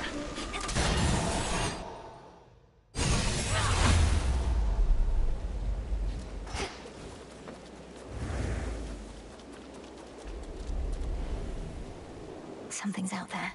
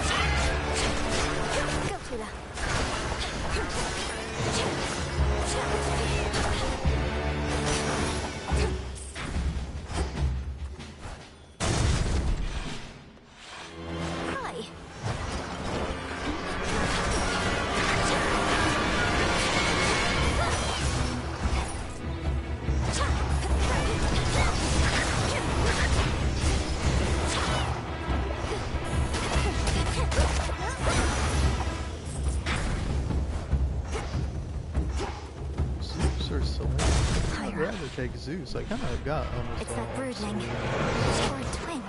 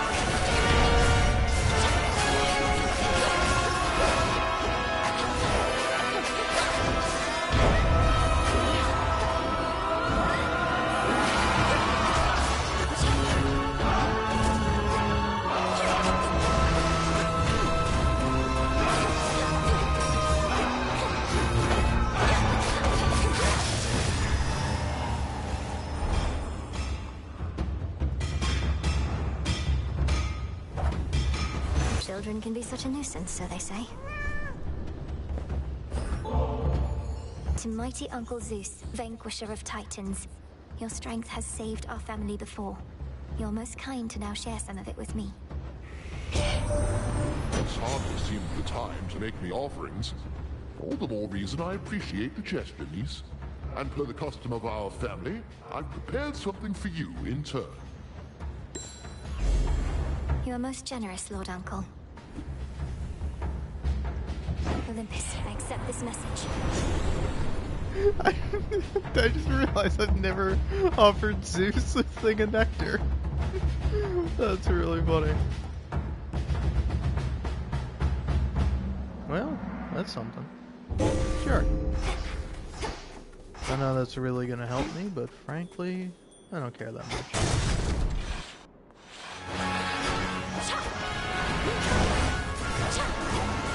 Feels so much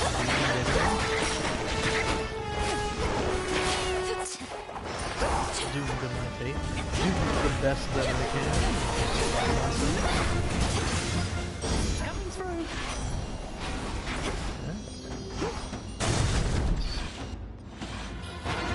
A bounty of the infinite abyss.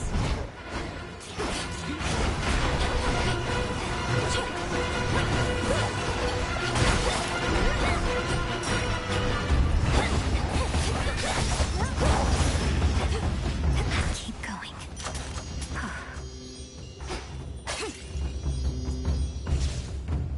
Oh, I don't have that now.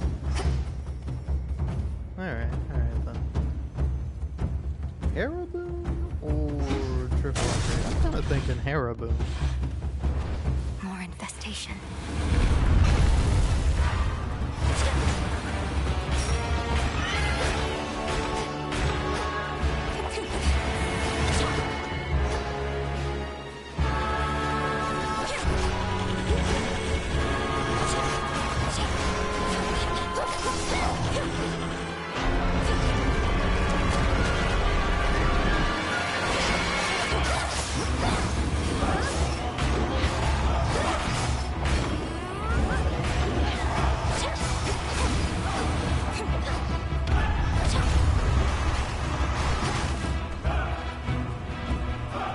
Where's that old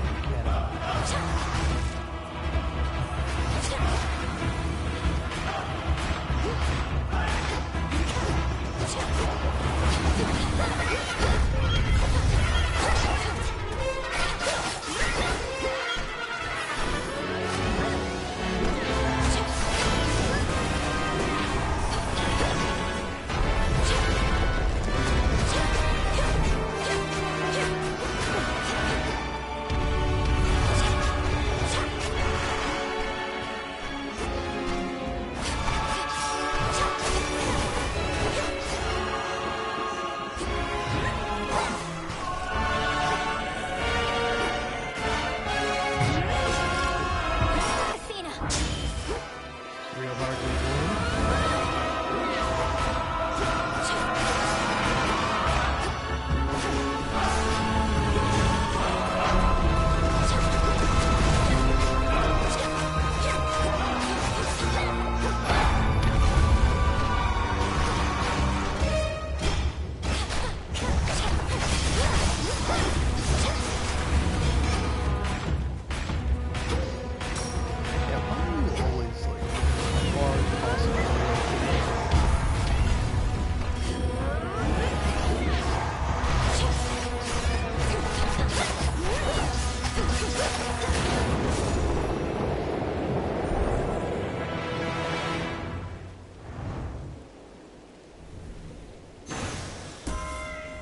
It fell back.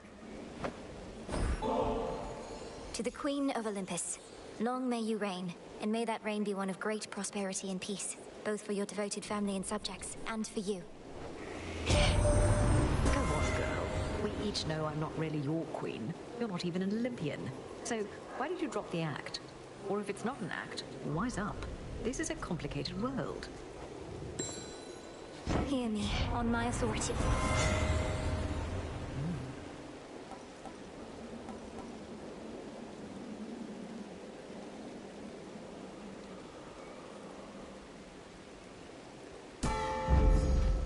Strength reborn.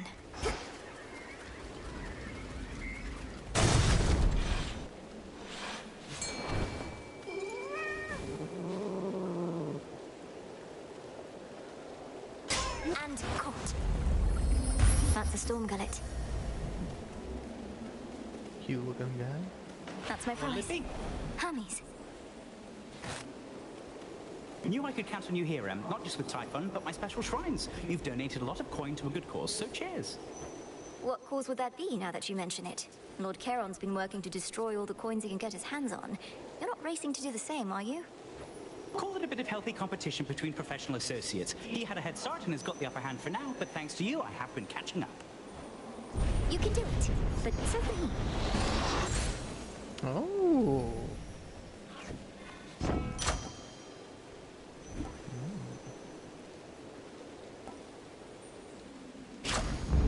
Better.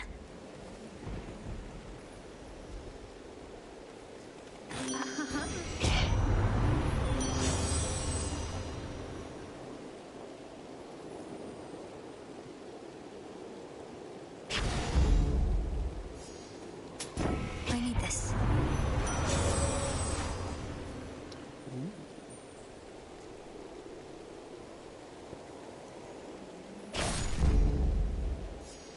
Interesting.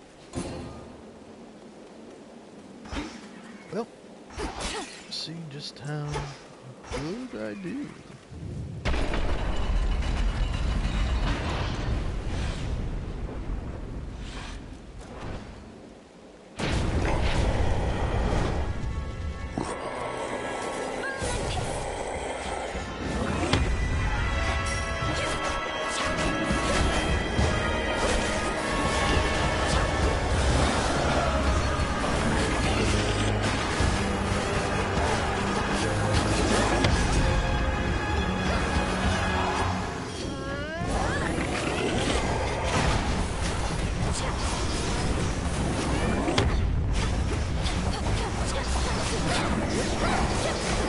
Where is Lord Zeus?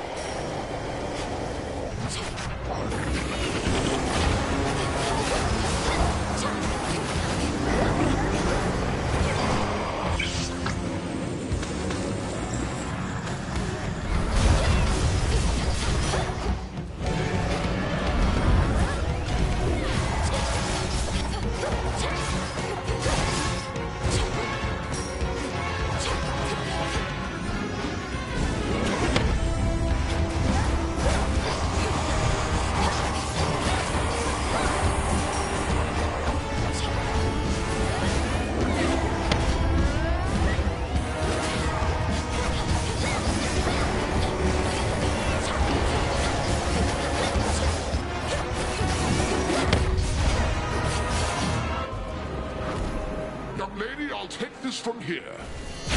Zeus.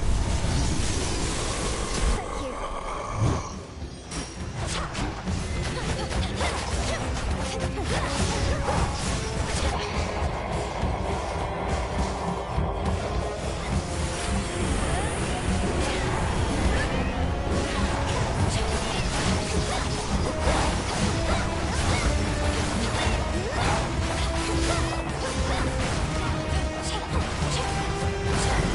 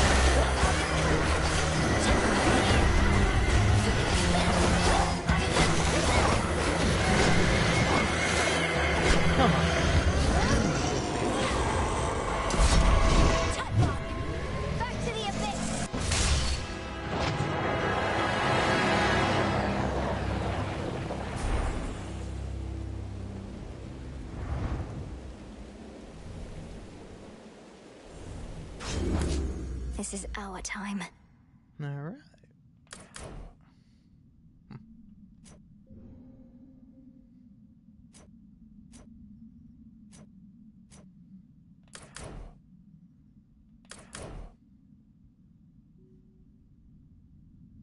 Oh, Cerberus is down. I don't know why I thought Cerberus was up.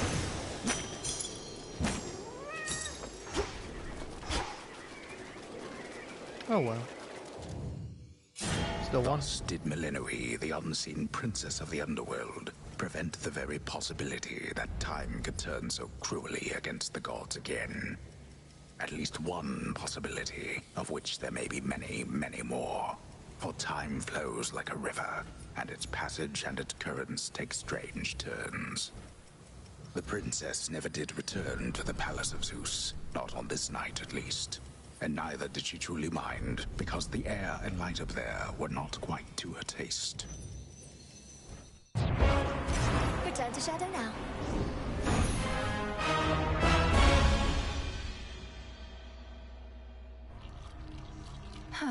That's more like it.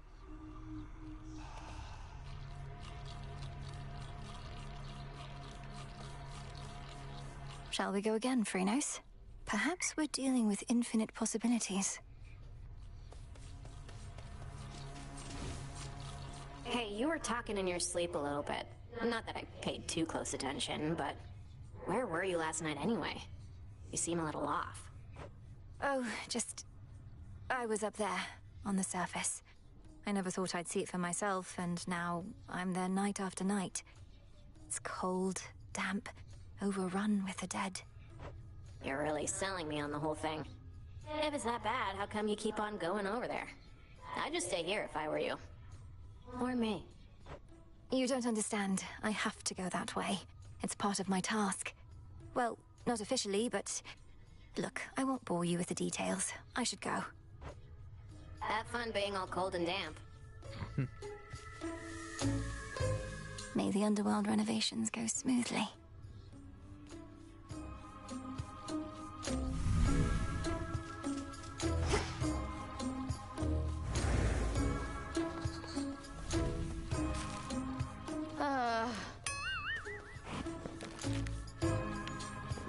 How come you have to keep doing all this? I thought you won. But you're still fighting. We're still fighting. I keep telling myself this is way too good to be true. Suffice it to say, we have some lingering matters to resolve, which require continuing the process that got us here. So congratulations. Things are going to stay messy for a while. You don't mean that. You're just trying to get my hopes up. Well, don't you worry. Whatever it is you're planning, sooner or later I'll get involved. I've learned to count on it. Hail, Strife. Same to you.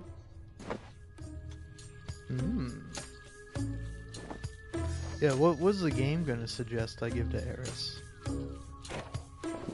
Sure. You're always in this corner on your own. Come to the taverna for a bit. We can let loose and have a good time, as you say. Got a bottle of ambrosia right here. Babe, that's so spontaneous of you. How could I say no? As long as I'm still allowed in there after what happened. That stuff goes down smooth. How about another? And nice job with this place. Really looks like you all fixed everything up. This entire area was off limits for some time.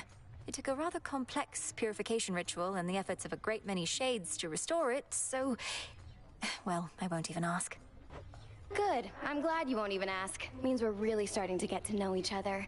Though, aren't you worried what the shades are gonna say? I mean, about us? No, I hadn't considered that there might be some regrettable way to misconstrue our meeting. Although in retrospect, that was foolish. What do you expect they'll say? Oh, you know. They see the way you talk to me, pick up after me, take me to the hot springs, give me nectar, even ambrosia. I mean, come on. They're not stupid. What? Eris, none of those things... An outing at the taverna is not some sort of... This simply was an opportunity to speak at greater length for once. Hate to disappoint, but I didn't come here to speak. Now pour up. I don't have all night, and this ambrosia's way too bitter just for taking little swigs. Well, cheers then.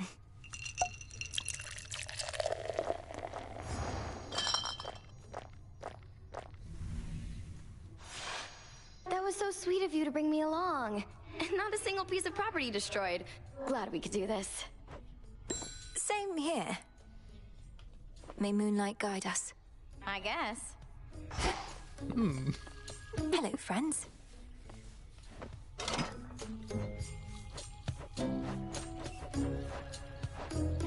Ooh.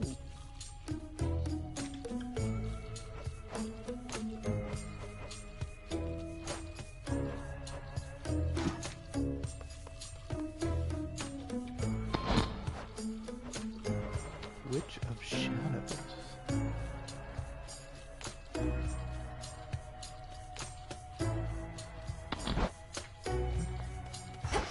Made it back.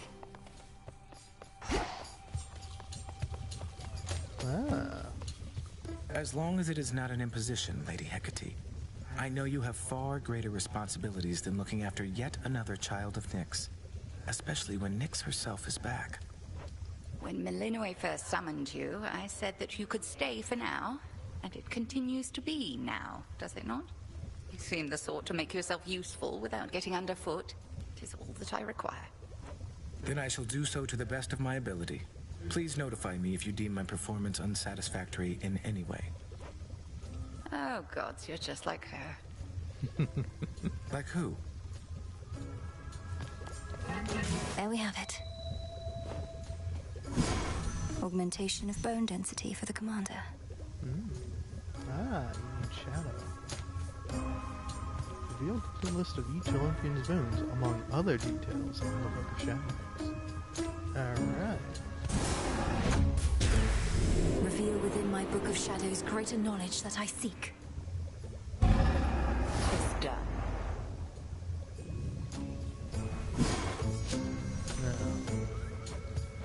Oh, you can make nectar.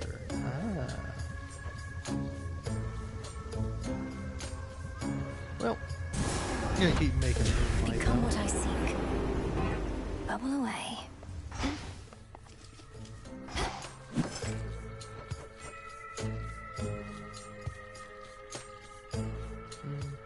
Could use this. Dust going. Moonlight guides you, broker.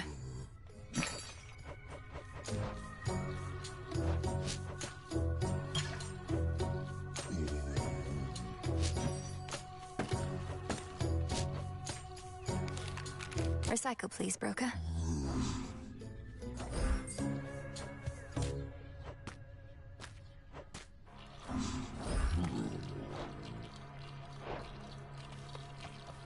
You got there. Why don't I ever see you in the training grounds anymore? You used to let all your aggression out over there, but now it's like you're saving it for me. Don't flatter yourself. Saving it for Kronos. And the training grounds increasingly are custom fit for you, in case you haven't noticed. From that altar to the weapons display. I'm the only one who uses it. Need my space. Moonlight guide us and all. Nice try. Well done. That music. I'd recognize it anywhere, even without the words. And here I thought I must have been the sole admirer of siren songs in all the crossroads. I just wanted to see if our music maker even knew that particular piece. Perhaps it shouldn't be permitted here, especially if it has insidious power over men's hearts. I think we dead men are no longer as susceptible. Though I'd best give it another listen, just to be certain. Let me know if it becomes distracting. Alright, Odysseus. You're ready.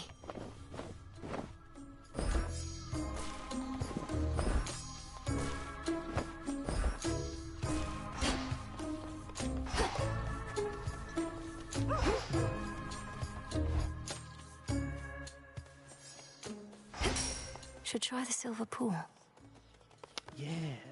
Discura, I see you guarding graves of mortals passed into the black beyond. A hidden aspect.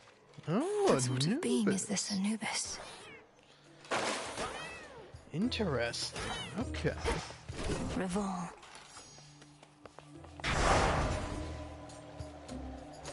No. I might be a little tempted just to do that. I'm shaking over here. No, frankly. Do that. By Give me will of that. night.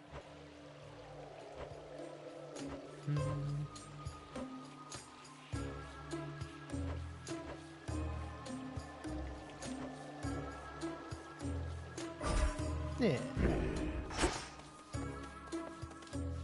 Alright, alright. Oh, let's go The talk to... Vanquisher of Typhon has arrived. My disciples here claim that you clashed with none other than the Prince of the Underworld himself, and you fought with the fury of a demon, to which I said, come on. It's true, sir. I found myself in some competition chamber in what looked to be Elysium. There, Zagreus and I engaged in a full-contact battle for the hearts of our spectators. Well, that seems pretty pointless to me, kiddo, seeing as I trained you both. You were equally matched. I don't see what comparisons are even to be drawn. Commander, we're nothing alike. That's exactly what he'd say.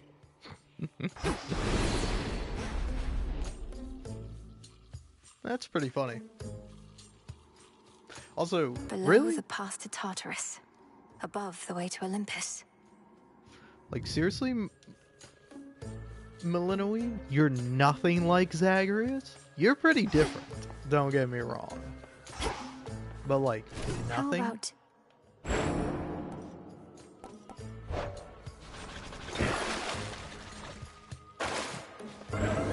What's that? Trial of Thunder. Oh, okay. Alright.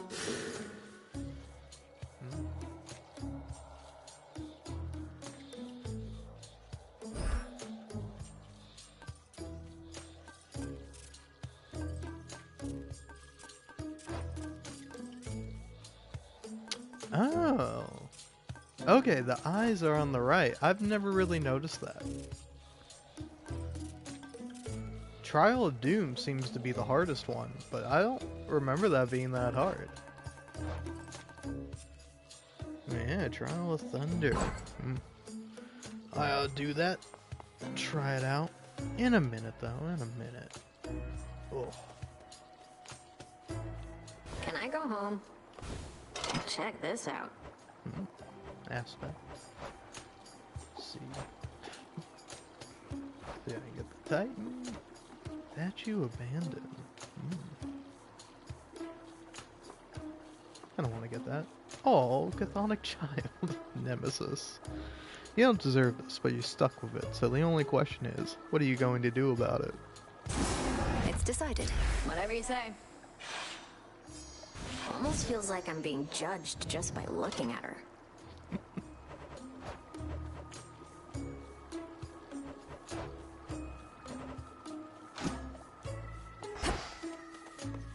Alright.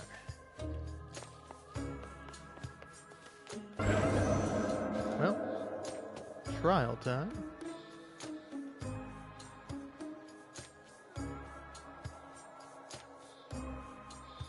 Commencing Chaos Trial.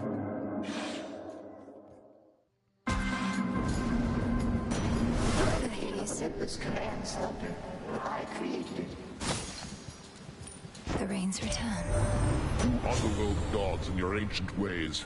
I know only that you've done something to shape the course of this evening, for I can feel it in the air. May it be to our benefit.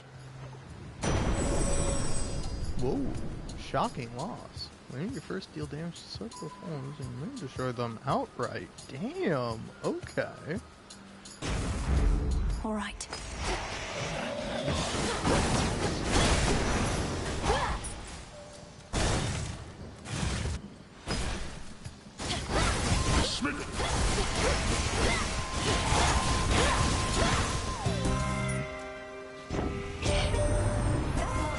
Which we would have used against Typhon, had you not found more of a targeted solution. Clearly something Hephaestus has been working on, half-heartedly. Would have cost my son his favored forge, and more. Was it a nuke? She's suggesting an exchange.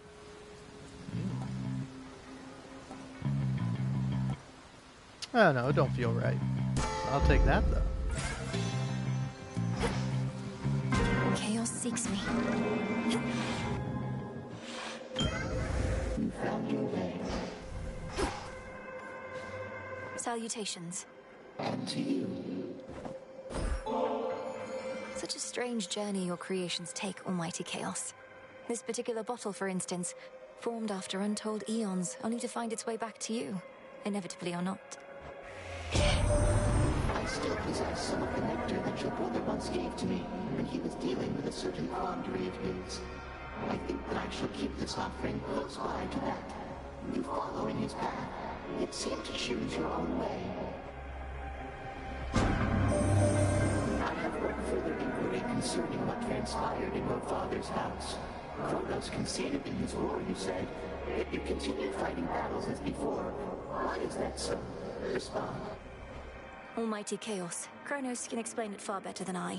But time is like a river seeking to flow freely forth. Yet it can be obstructed and change course disastrously. Essentially, I'm having to retrace some of my steps to prevent that. As one who dwells in possibility, I understand. Preventing infinite possibilities, however remote they may be, shall take some time. But Kronos must be well aware of that. I shall look forward to the outcome of this new endeavor.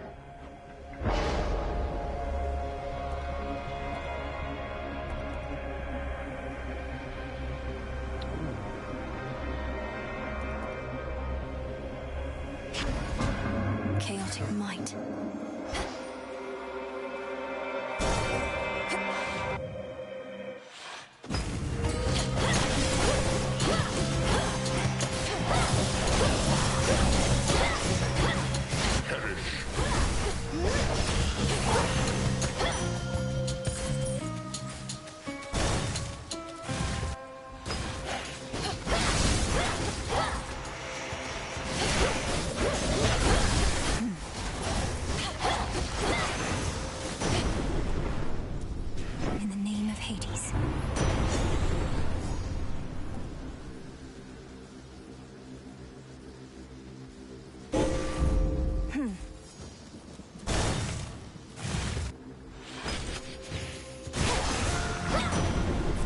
Your little plan to slay me backfired.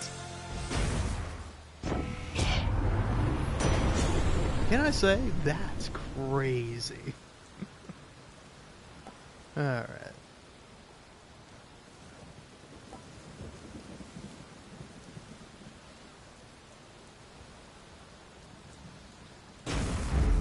The might of the heavens.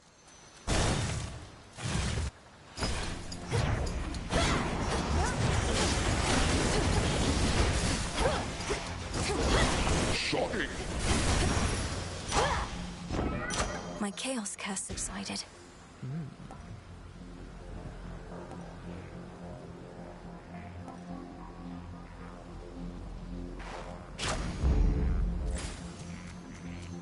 Oh, yeah, taking this. Well, obviously, I guess I'll do this.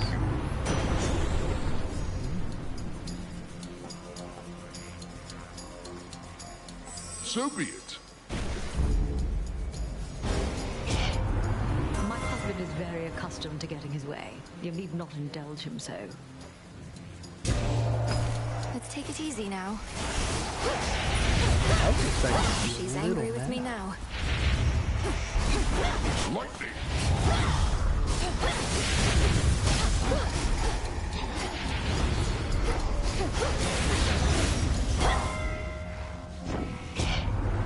Forgiveness is like a precious healing ointment, to be applied sparingly.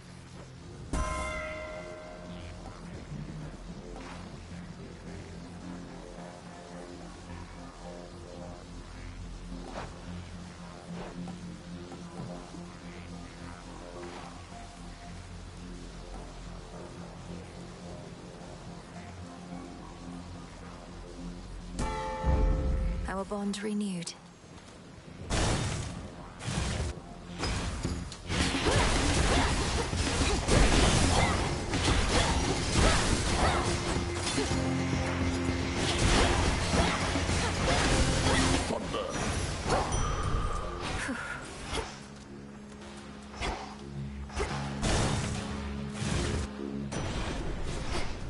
Thank the fates. Olympus, I accept this message.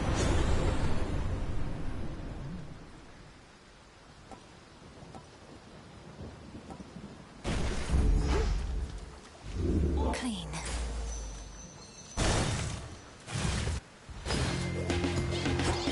You dare.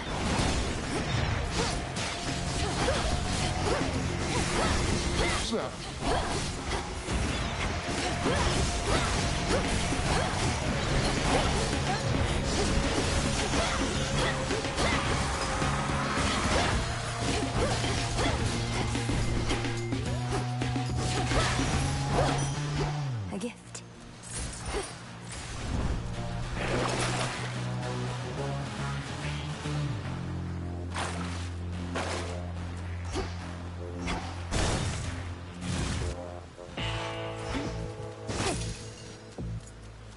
Charon. Why am I unsurprised you're still here offering your wares, even with everything that's happened recently, my lord? You won't stop until the underworld's entirely restored.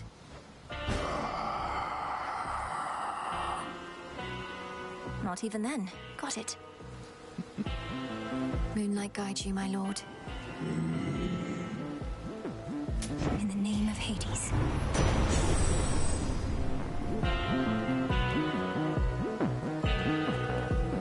Well.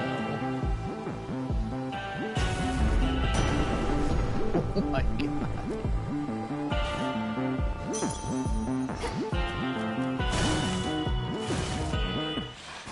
Immaculate.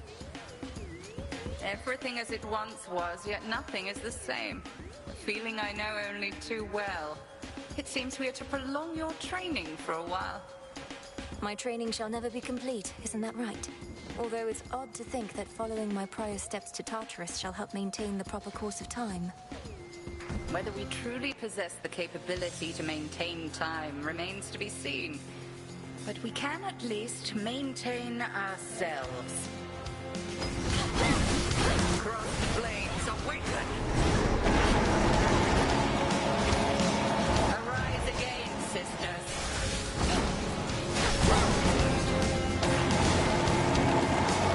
Yeah, I doubt this is really worse on bosses, but it would have been pretty funny if I just instantly got a kill on one.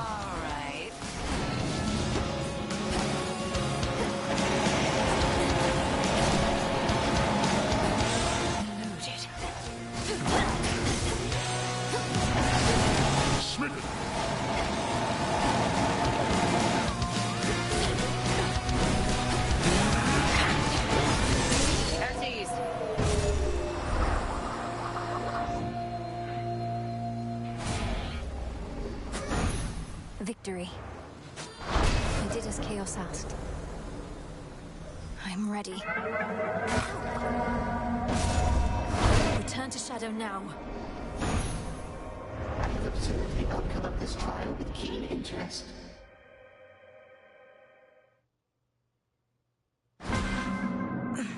Chaos got their way. Alright. I am here.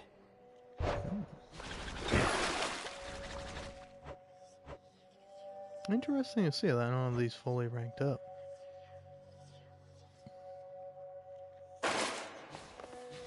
Lim, Oros.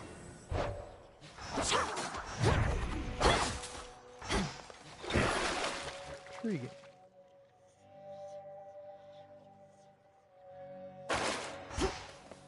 Commander, the augmentation of bone density you taught me, it's a costly incantation. Are you certain you're prepared? If we proceed, there's no undoing the effect. Young one, I was born prepared. Put yourself in my place. Wouldn't you want to be able to take a real beating? I prefer to avoid beatings altogether, but can see the appeal from your perspective. Your bones would become much more durable. As long as falling to pieces is not the best part for you. It's really not, because when I'm in pieces, I'm not getting hit, and that's the good stuff, let me tell you. So you gonna cast this thing, or what? I'm looking into it. Moonlight, guide us. Seriously?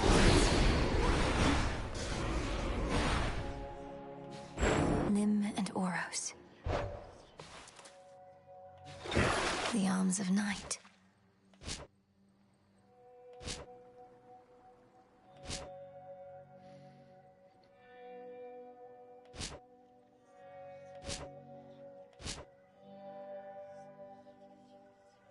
Alright.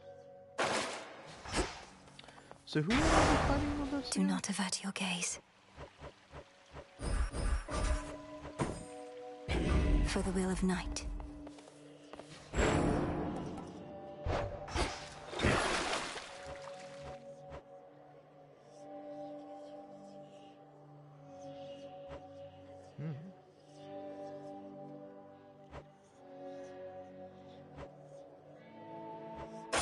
May you shine like the moon, the huntress unleashed, forged by the fates.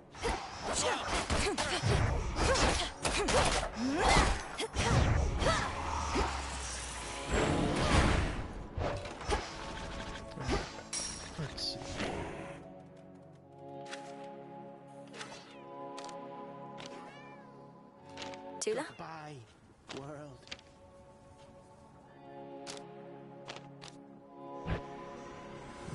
How about another?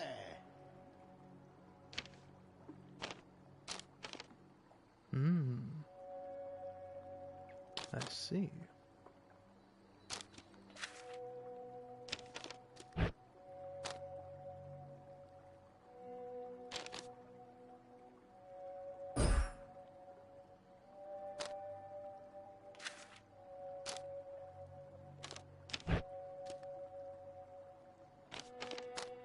That's a tough one. I don't really know what to quite give up.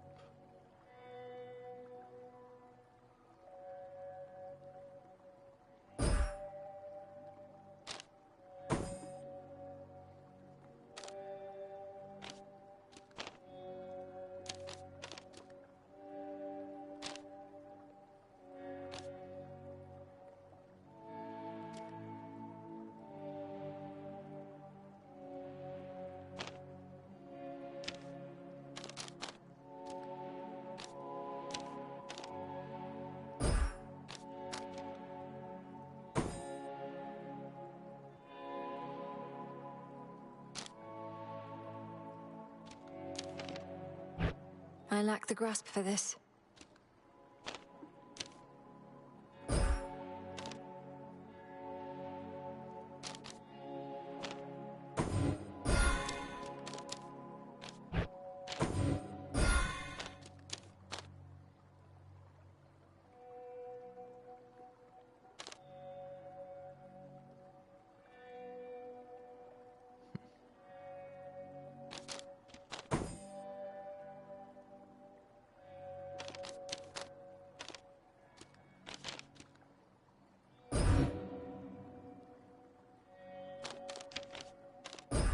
The champions.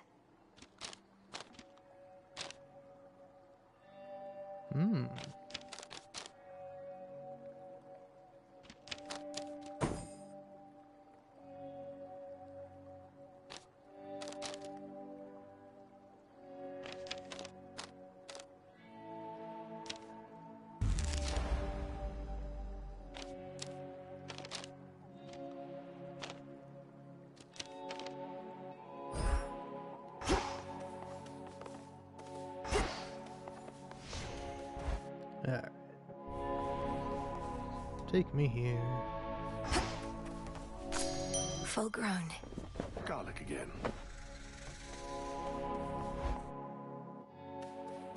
Then take me here. And then, I don't know. I might call it quits for the night, honestly. I'm a bit tired. Yeah, sure. Why not? Ooh. You know what? Actually, no. Here's what I'm gonna do. Because I kind of mentioned it at the beginning. Kind of felt that. Oh my. Do you think you might be free this evening once your work is over with? Oh, I think so, yes. May moonlight guide you. I appreciate it. The fated list of minor prophecies. The god of war gives you a thirst for blood.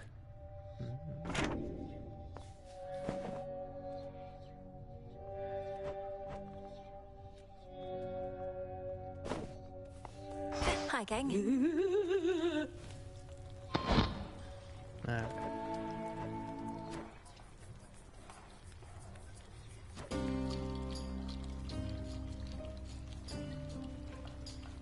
Alright.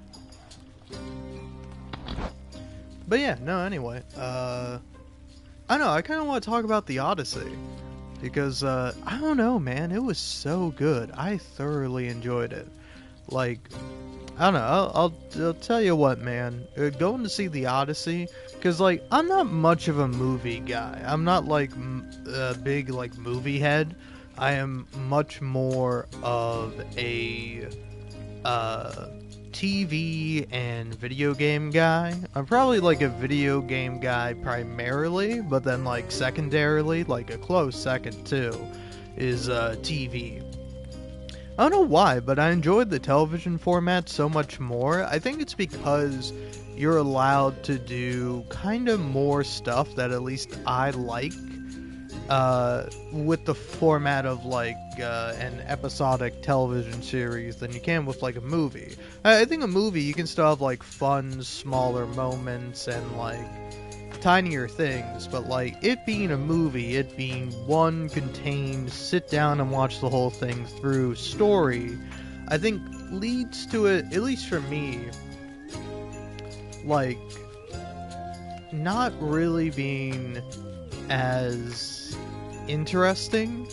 Whereas like I feel a lot of people are the opposite, where it's like, oh, I find movies to be much more interesting than TV shows, because TV shows have like meandering episodes, or they have like filler episodes, or they have just padding on them that like a movie it might still have, but it's usually like pretty lean. You gotta do your best with a movie to kind of not indulge for that long, but like, again, I'm saying all this, but like movies can do whatever they want, and like depending on the kind of movie you see, whether it's a big budget production or something that's more creative focused or driven, and then even like smaller indie stuff is able to do a lot of really interesting things. All of them are, not always to the same extent, but still,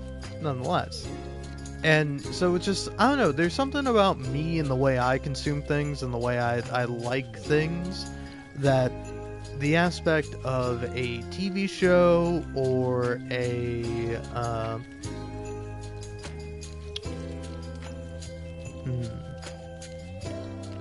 or like a video game appeals to me much more. I would say, like, for me, a clear example of this, of my very strange bias of liking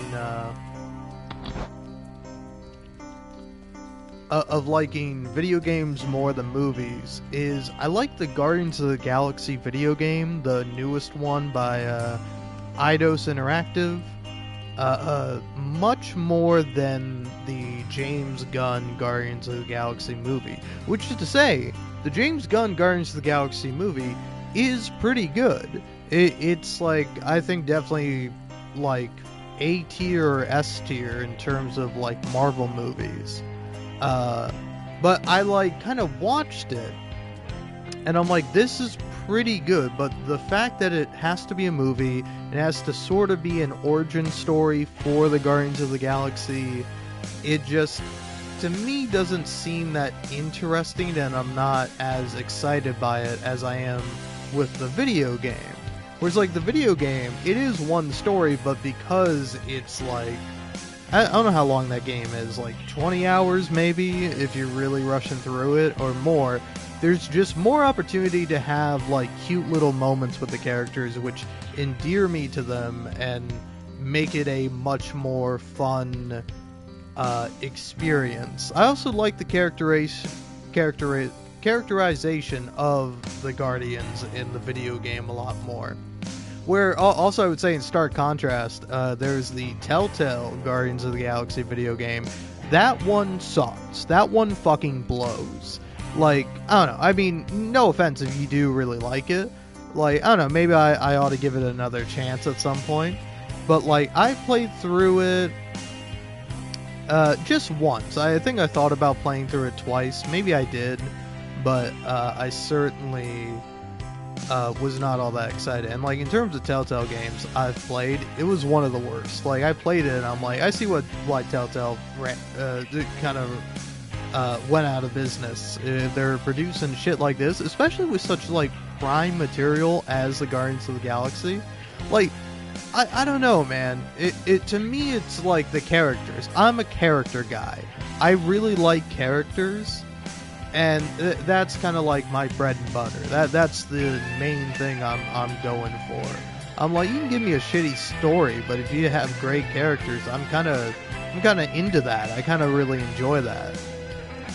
And so, I don't know, but that's to say, all that being put aside, I don't dislike movies. I like them quite a lot. I don't know, just something is wrong with my brain where I'm like, oh, I can't just sit down and watch a movie. I think also part of it is that, like, for a movie I would have to, like, ideally sit down in front of a TV and watch it. Whereas opposed to, like, a TV show, I mean, I'm sure there are some TV shows that would be much better on the TV. Like, I could probably easily watch something on my TV that I have here. But I don't know, something about that to me is weird. Like, the TV I have, the one that's in my room, that I'm currently playing Hades on, and not really looking at because I'm more so looking into the mic like this. But still, irregardless, it's it feels weird for me to watch, like, movies or, like, anything on the on my TV, where I'm just like, I don't know, it's just a weird thing for me where it's like I would almost rather watch it on my phone. And, like, I have watched movies on my phone, and I do like it, but it's not something I would, like, readily admit to people. Like, I don't know, just off the top of my head, like, one movie I saw where I'm like, yeah, you know what, I feel like watching a movie, and I sat down and watched it and I thought it was fantastic, was The Lighthouse. I thought The Lighthouse was really good, but I watched it on my phone. Which feels, like, very funny. It feels very funny to say that. But, like, I don't know, I mean, I've watched plenty of gorgeous-looking TV shows on my phone, and, like, I feel like I'm not really missing out on much. Like, sorry, R.I.P. to David Lynch. Love the guy. Great sort of fella. But I do think he was a little wrong about the about his quote about phones, where he's to be fair, it's so fucking funny. Where he's like, I see people are watching movies on their telephone. If you think you've seen a movie on your fucking telephone, you're lying to yourself. You've robbed yourself of the experience of watching a movie. You not in a trillion years will you even come close to experiencing a movie on your fucking telephone. Get real. and it's kind of great. It's a great quote, but yeah, I'm definitely the kind of guy that's like, yeah, I'll watch it on my phone and it'll be roughly the same. Like, obviously, it will be slightly different, but, like, I don't know, to me, there's something nice about it. Where also it's like, I will say, I have watched some stuff on the TV, like The Expanse. I kind of worked my way through, where twice now I've watched The Expanse, and I've gotten up to season 4, and then I stop at season 4. I think the first 3 seasons of The Expanse are great, and I don't know how the rest of the show is because I haven't watched it. Because for whatever reason, just like season 4 is like my stump. It's my hump that I cannot get over.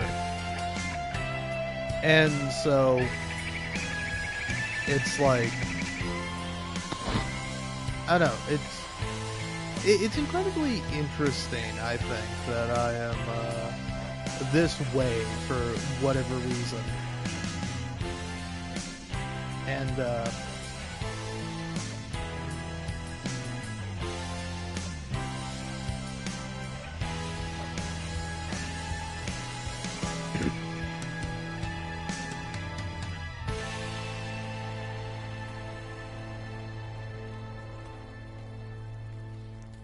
one of my favorites.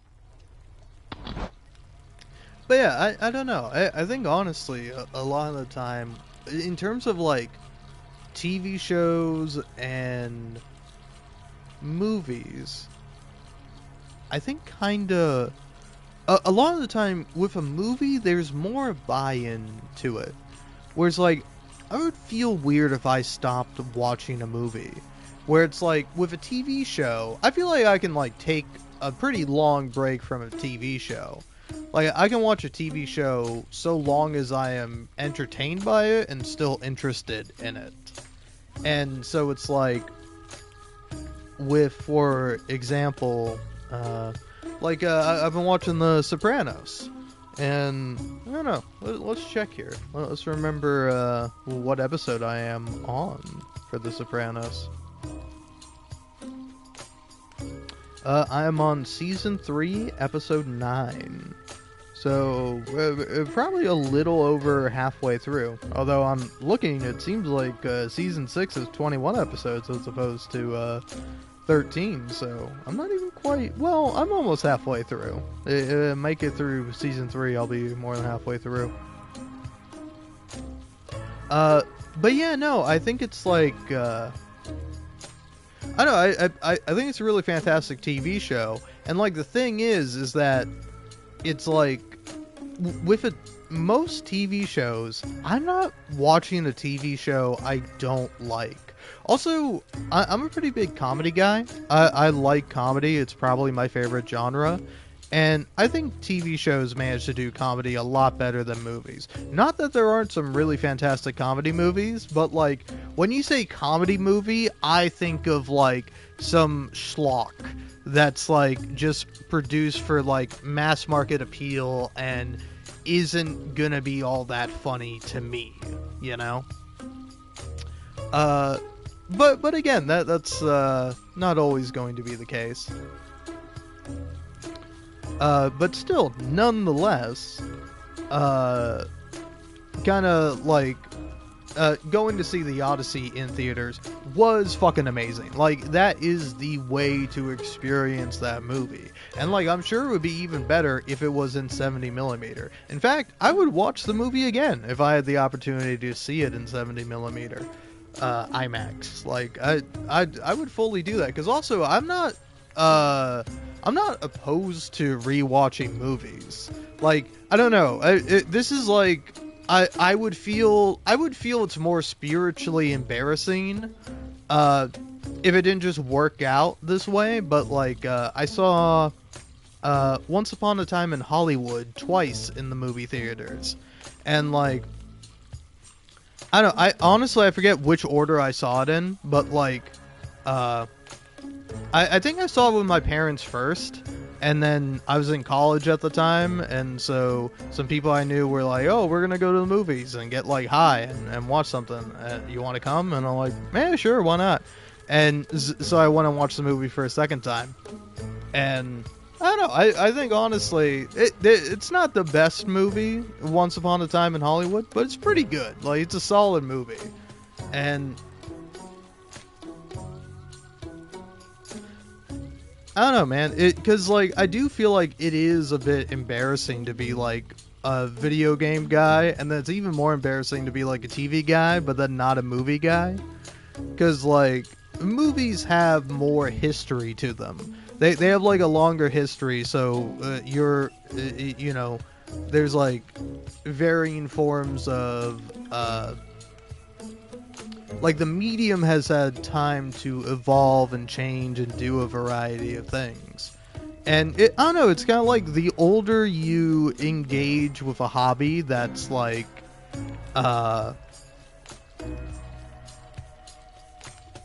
like the older that a hobby is that you engage with, the smarter you seem, the more respect I kind of think you seem to get. Because like, I don't know, if I told you I'm like, oh, I don't want to watch movies, I read books, you'd probably be like, oh shit, that's really cool. But then if if I said I read books and you're like, oh, that's cool, and I'm like, oh, I actually read comic books, it's like, oh, now that's less cool. But I actually do really like comics. Comics I think are incredibly fun. And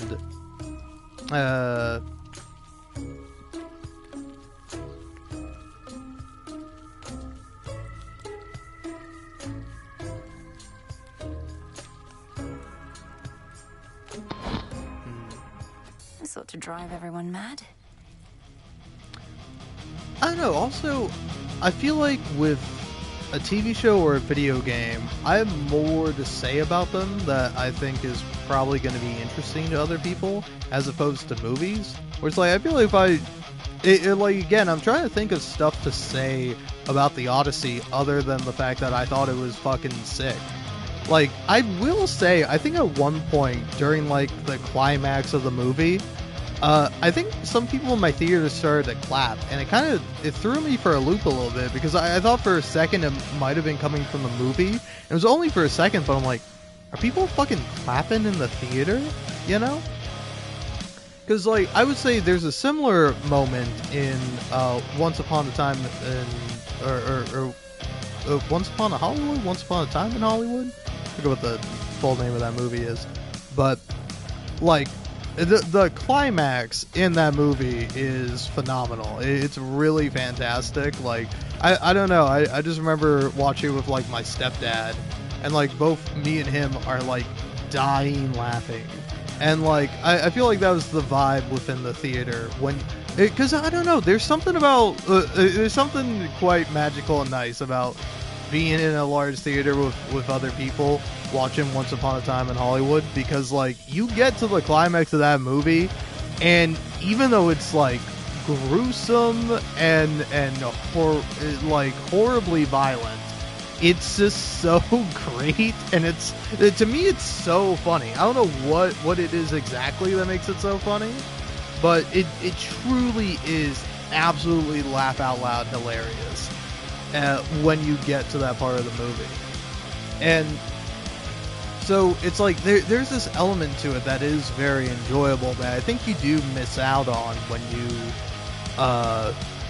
like watch things by yourself. And also the thing is, watching like a TV show or like reading a comic book or something like that, at least for me, is much cheaper than like going out to the movie theaters to see a movie. Like, it's also much more convenient, where it's like, oh, I don't have to set anything up, I don't have to worry about anything. I can just, grab my phone, go sit in my recliner that I have, and just enjoy a couple episodes of a TV show I like.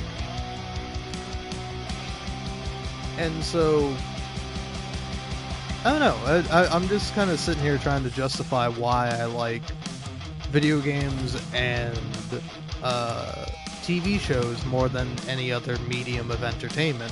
But, like, that's kind of the thing, too, at the end of the day, is that it is all entertainment. Like, it doesn't necessarily make you better or worse if you like certain kinds of entertainment over others, or, you have a bit of superiority over it. Because, like, I don't know, it's interesting, too, where it's like, I don't think someone should necessarily trust my opinions on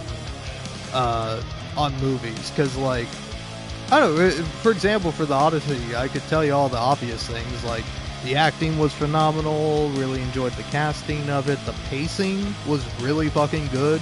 For, like, a 3-hour-long movie, it's, like, phenomenal how they managed to pull it off, where it does not feel like 3 hours. And, like, I don't know, I quite like Matt Damon as an actor in general, and I feel like he did a really good job as Odysseus. And, like, I don't know, I really love, like, the more magical scenes in it, with, like, the Cyclops, and then also Cersei. Like, Cersei in the movie, her scene is phenomenal, man. It's like, I don't know, it's done really well, and it's like, just, I don't know, really interesting and, like, horrifying, and I don't know, it's like the scenes in that movie are really great. There's, like, no bad ones, really. I would say maybe one of my least favorites is, like, kind of the giants they fight, or I'm not sure what they are technically. But, like, the giants are interesting, but then, like, the fact that the trees are moving around and, like, kind of caging in Odysseus's men, it's like, I don't know, that's really cool to me, and it was really fun to see that. And then, I don't know, I think also, this is like an intentional thing, as why most people will joke about the movie giving you hearing damage, but, like, when it thunders in that movie, it fucking thunders. Like, you feel it in the theater. I mean, I don't know, I think maybe there might have been some, like, rumble stuff that the IMAX movie, the theater I had, like, installed, but, like, I don't know. I think it's just so ear-blastingly loud that it really does mimic like thunder. And then I don't know. That's also an interesting thing too. Is that like particularly during like the stormy scenes on the boat, it's like I could not even begin to tell you what the dialogue was. I just know that you know you got Odysseus and then his kind of right hand man, second in command. I vaguely remember his name, but I wouldn't get it right if I tried to say it. But like they're shouting at each other, and I can make out a little bit, but not that much because it's just so fucking loud, especially with the thunder and then the rain, and it's just like I don't know. I always think that's an interesting thing with like movies, is that if you miss something, if you don't hear a line of dialogue, particularly if you're in a theater, you can't rewind. You can't go, oh, what happened there? And I don't know. I think that's something that's a bit of a shame, because I will say I've been doing that a little bit more, where if I'm watching a show and someone says something that like I didn't quite catch or I didn't quite get, I'll like rewind it 10 seconds and or like turn on the subtitles just to see what was said. I'm like, oh, okay. And so I don't know. I think I really like the ability to do that, but like just having the Odyssey or like a movie to be one continuous thing, no breaks, no stops. I don't know. That is really nice. I do really enjoy it. And it can be very fun. I don't know, just for whatever reason, even though, like, for example, I booted up Hades 2, and now I haven't been playing the whole time. I did take a break to go eat dinner, but, like, I started up Hades, and then 3.5 hours have passed, and I'm just like, oh yeah, that's nothing.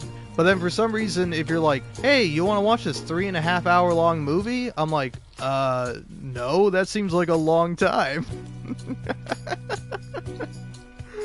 There is something wrong with my brain where it's like, oh, an episode of a TV show is like 22 minutes. That's nothing. And so I'll watch like, I don't know, like 40 22-minute episodes. Or let's say 50 just for easy math. Or 60? Is 60 easier math? Because 20 minutes times 60 episodes is 120 minutes, right? 2 hours? So it is less. I don't know, but anyway, there's something appealing to me where it's like, a movie, I don't know, there's too much time, I don't know if I'll like it, and then if I start it, I gotta finish it, obviously. But like, I'm just like, I don't know, 90 minutes seems like a long time. Meanwhile, I'm just like, oh, what's that? An entire season of this TV show is like 5 hours? Yeah, sure, I'll watch that. Oh yeah, that's nothing. That's short, relatively speaking. So yeah, I don't know.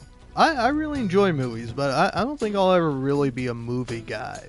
Maybe at some point in my life I'll do a pivot. I'll go through and like try to watch a bunch of movies. I will say that is like an idea I had at one point of like going through and like trying to watch like the best movie of like every year, like, and obviously that's a very like subjective kind of criteria of like what is the best movie of this year. But like, I don't know, going through and like watching highly rated or what can be considered one of the best movies of the year for every year might be like really interesting. Just like starting from like, I don't know, because I mean there's some movies that came out in like the 30s or 40s or 20s even, where it's like you should watch some of those. Like, yeah, I don't know. I think maybe the oldest movie I've seen is oh, it's gonna come to me. Is it the one done by Orson Welles? I think it is. It's the one with Rosebud, the sled. What is that? Oh, what is that? I know what it is. Oh man.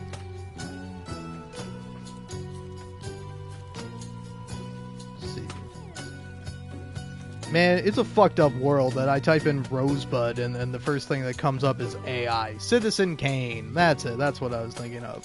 Yeah, 1941 film directed by Orson Welles. I don't know. I think I've definitely seen like snippets from older movies like Buster Keaton and stuff like that. Charlie Chaplin. I've seen a few of that guy's movies. But yeah. Like, Citizen Kane might be one of the oldest, like, movies I've seen.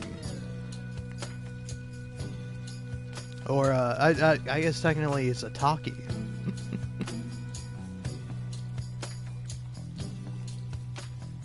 But yeah, but it's like, I don't know, I really enjoy movies, but something about me, something about the way I'm wired, my ass is just like, I would rather, like, watch a movie or play a video game that's like several hours long. Now, I don't know, that honestly might stem from like my love of books, where it's like I used to be a big book guy, and it kind of sucks where as I've gotten older I'm like I haven't read a book in like literal years. I've read comic books, but I don't think those really count. But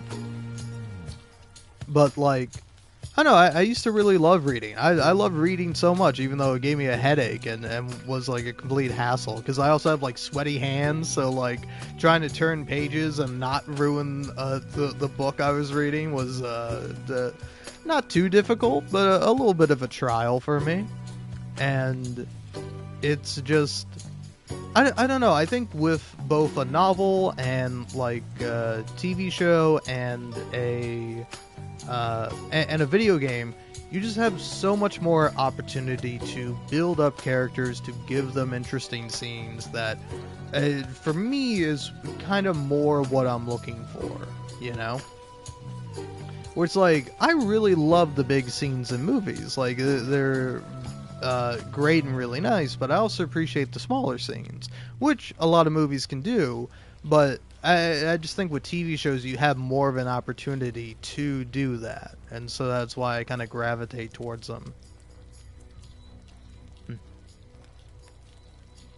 Because yeah, I don't know, big old TV guy, man.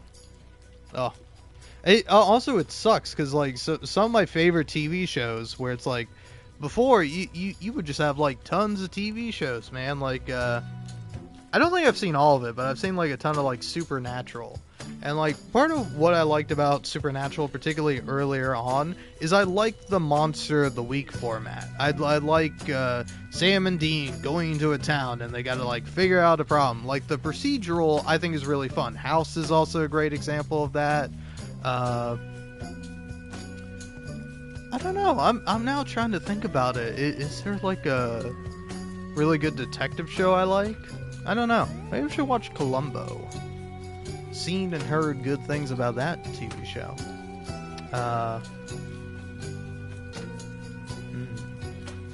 Oh, actually, a TV show I really like that's kind of like that I would say falls into this realm is White Collar. White Collar is a really fun show. You get like the premise of it is basically like professional criminal con man teams up with an FBI agent to like kind of commute his sentence and then also figure out what happened to his like girlfriend, or I don't think she's his wife, but like that's kind of like the overarching plot. But like episode to episode is those two solving crimes together. That's like pretty fun. And then also Psych is another good example. Love Psych. Psych is a fantastic TV show. I've been thinking about rewatching Psych, man, because that's really good. But yeah, because like I don't know, the big moments are great, but it's the little moments that I really love and treasure. Of like, I think both are good, and then particularly when you are able to build up a character so much and you spend so much time with this character and you really like them, it makes the bigger moments more effective and more impactful. And I don't know, for me at least, that's kind of what I'm looking for, you know? It's like, I don't know, I'm trying to think of like a video game example where it's like, it's like a big difference between like Malinois here, or like Zagreus even from Hades 1, as opposed to like any Call of Duty character, where it's just like the Call of Duty character is just a vessel to have a scene happen. Like, I know some people like some of the Call of Duty characters, like I think people like Soap, and then, you know, the Price and all that, Reznov. Like, there's plenty of characters you like in the Call of Duty games, but like, I don't know, for me, they're not all that interesting. But also it's like, you just don't have as much time for some of them. Because like, again, like also with Call of Duty, usually you're hopping around from like character to character. Here's this person in this place with this organization, here's this other person in this other place, blah, blah, blah, blah, blah. And so it's like when you stick with one character, and like, for example, with Hades, what I really like about it is all the little conversations you can have, all the tiny things the gods comment on. That's really fun. Where it's like, I don't know, I would rather take like, I'm not even sure how much the total's up to, but like, I'd rather take maybe a total of like an hour of little dialogues between like Malinois and all the gods on Olympus, then take like a couple of big scenes with them, you know, where it's like, again, I kind of wish more games would take the format of Hades, where it's just like, I don't know, I was thinking about this with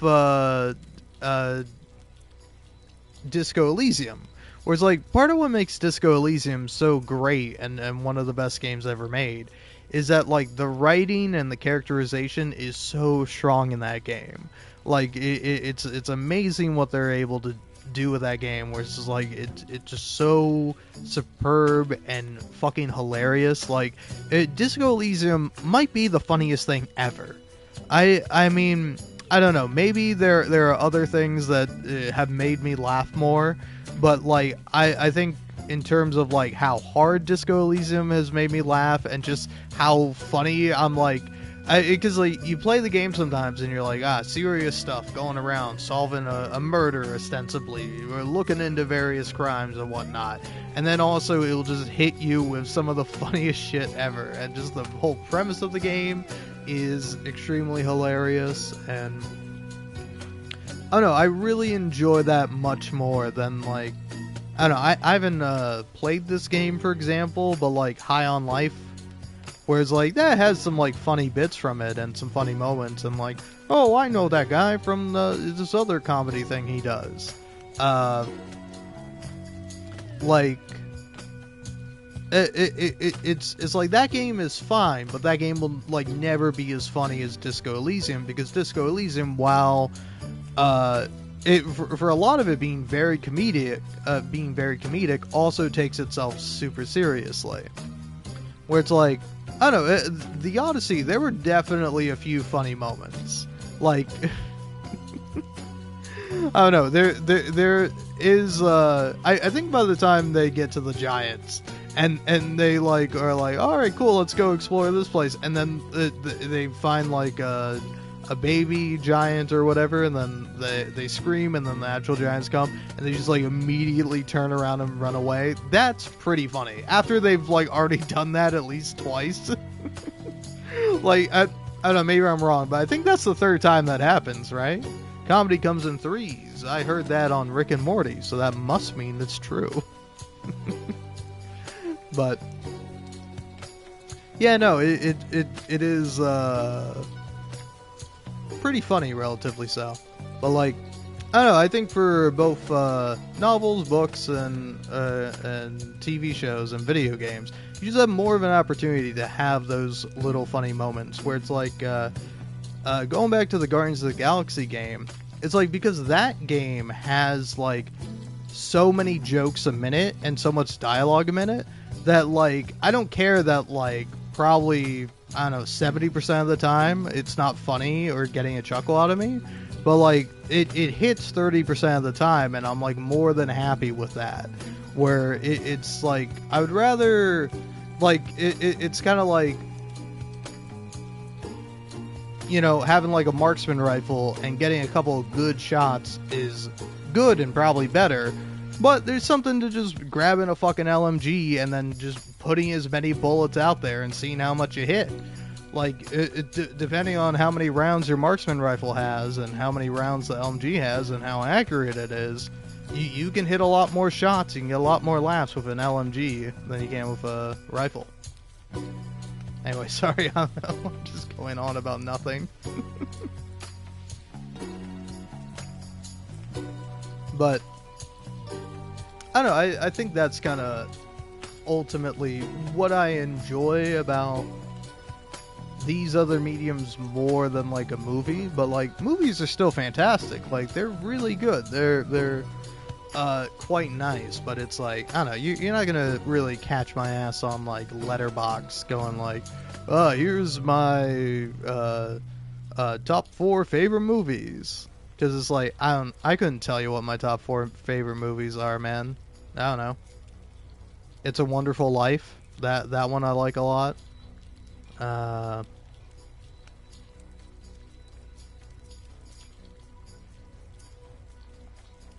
don't know. I can't say what else my other favorite movies are, because I'm thinking about it.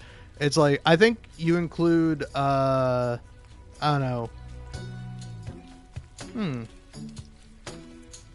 I'm trying to think about it. Which one do I like more? Into the Spider-Verse or Across the Spider-Verse? I think I like Into the Spider-Verse more, just a little bit, but I think Across the Spider-Verse is also really good.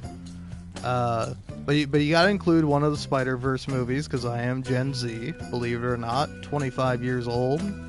In fact, honestly, no offense to anyone who was born in 1999, fuck you, you're not Gen Z. I don't believe it. Alright, I know 1995 or whatever, maybe that's Gen Z technically or whatever, but no. Alright? I was born in 2001. And then the only other year that I accept before mine is 2000. If you weren't born in that year, then you're not Gen Z. I refuse to accept it. You're just a very young millennial. Eat shit. Or eat avocado toast. Or whatever millennials do. Because they're a monolith, obviously.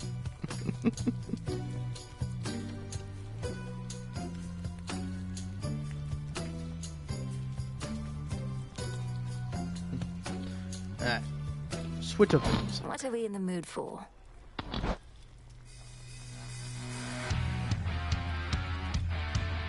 But yeah. I don't know, at least for me, there's something about, like, serialization that really appeals to me. Where it's just like, I like following the same character for a long amount of time. Like, oh yeah, when I was younger as a teenager, I really liked the Dresden Files, which, like, I bet some people might only know or was at least reminded of that series when there was some guy who was, like, going around and, like, there's like a what's it called? What's those fucking doorbells that record you? You know what I'm talking about, right?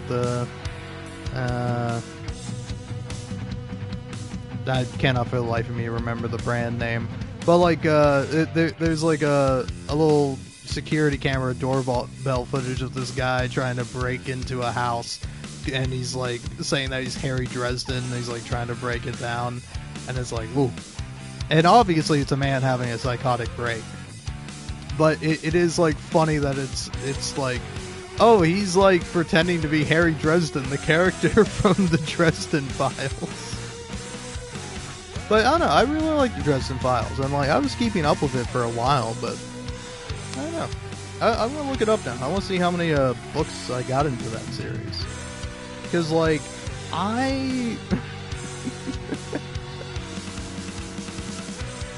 let's see, the Dresden Files.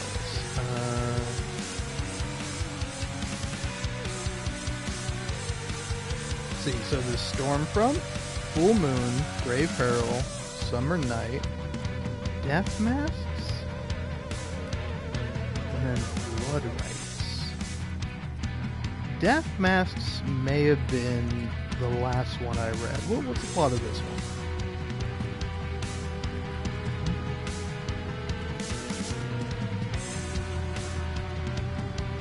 Well, maybe not. Summer Night.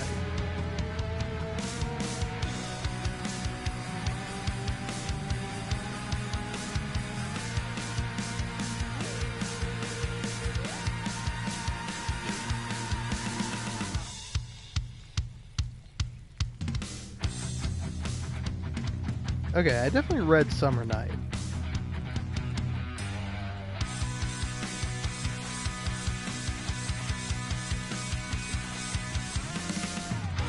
Turncoat?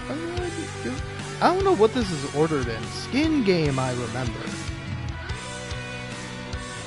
Skin Game might have been like the newest one.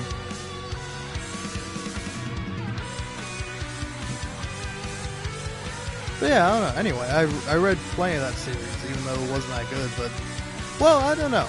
At the time, reading as like a 14-year-old or whatever. 14, 15, 16, probably. Around that age range. I thought it was pretty good, you know? It's pretty fun.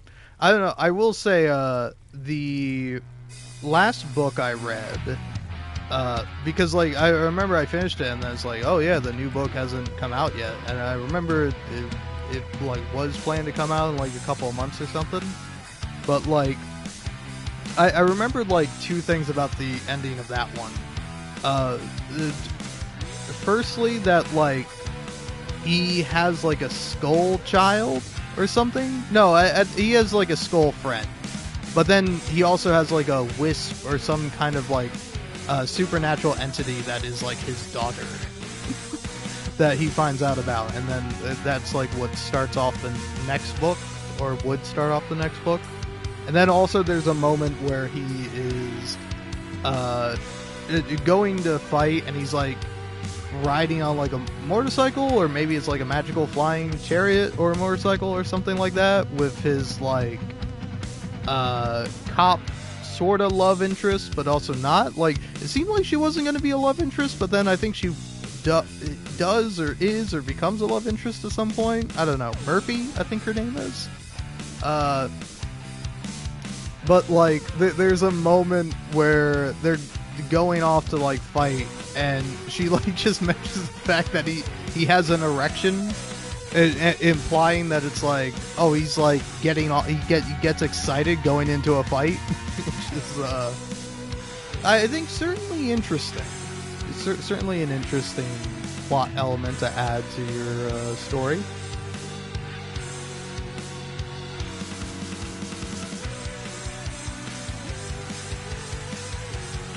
But yeah, anyway, all that being said, well, whatever media you like, it's all good or it's all bad. I don't know. Everything sucks or everything's great. It just depends on what you're judging it on, you know? And so, I don't know, for me at least, I kind of often judge things based on the experience of it.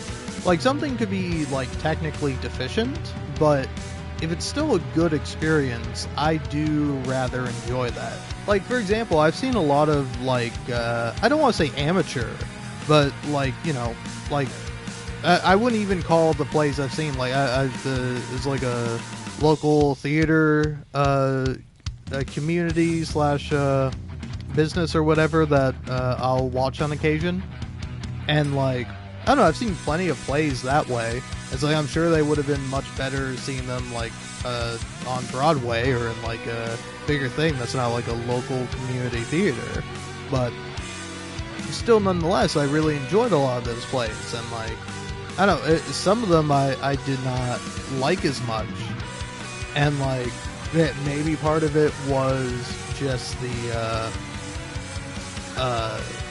performance of it, the actors, you know, a variety of things that could have made it come across more poorly.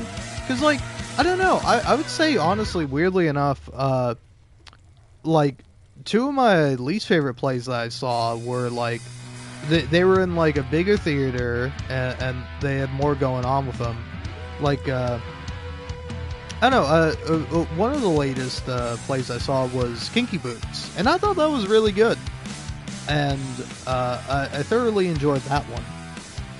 But like I would say two other similar ones in that vein, where it's like their famous plays, was The Phantom of the Opera, which I liked. I thought that one was pretty good.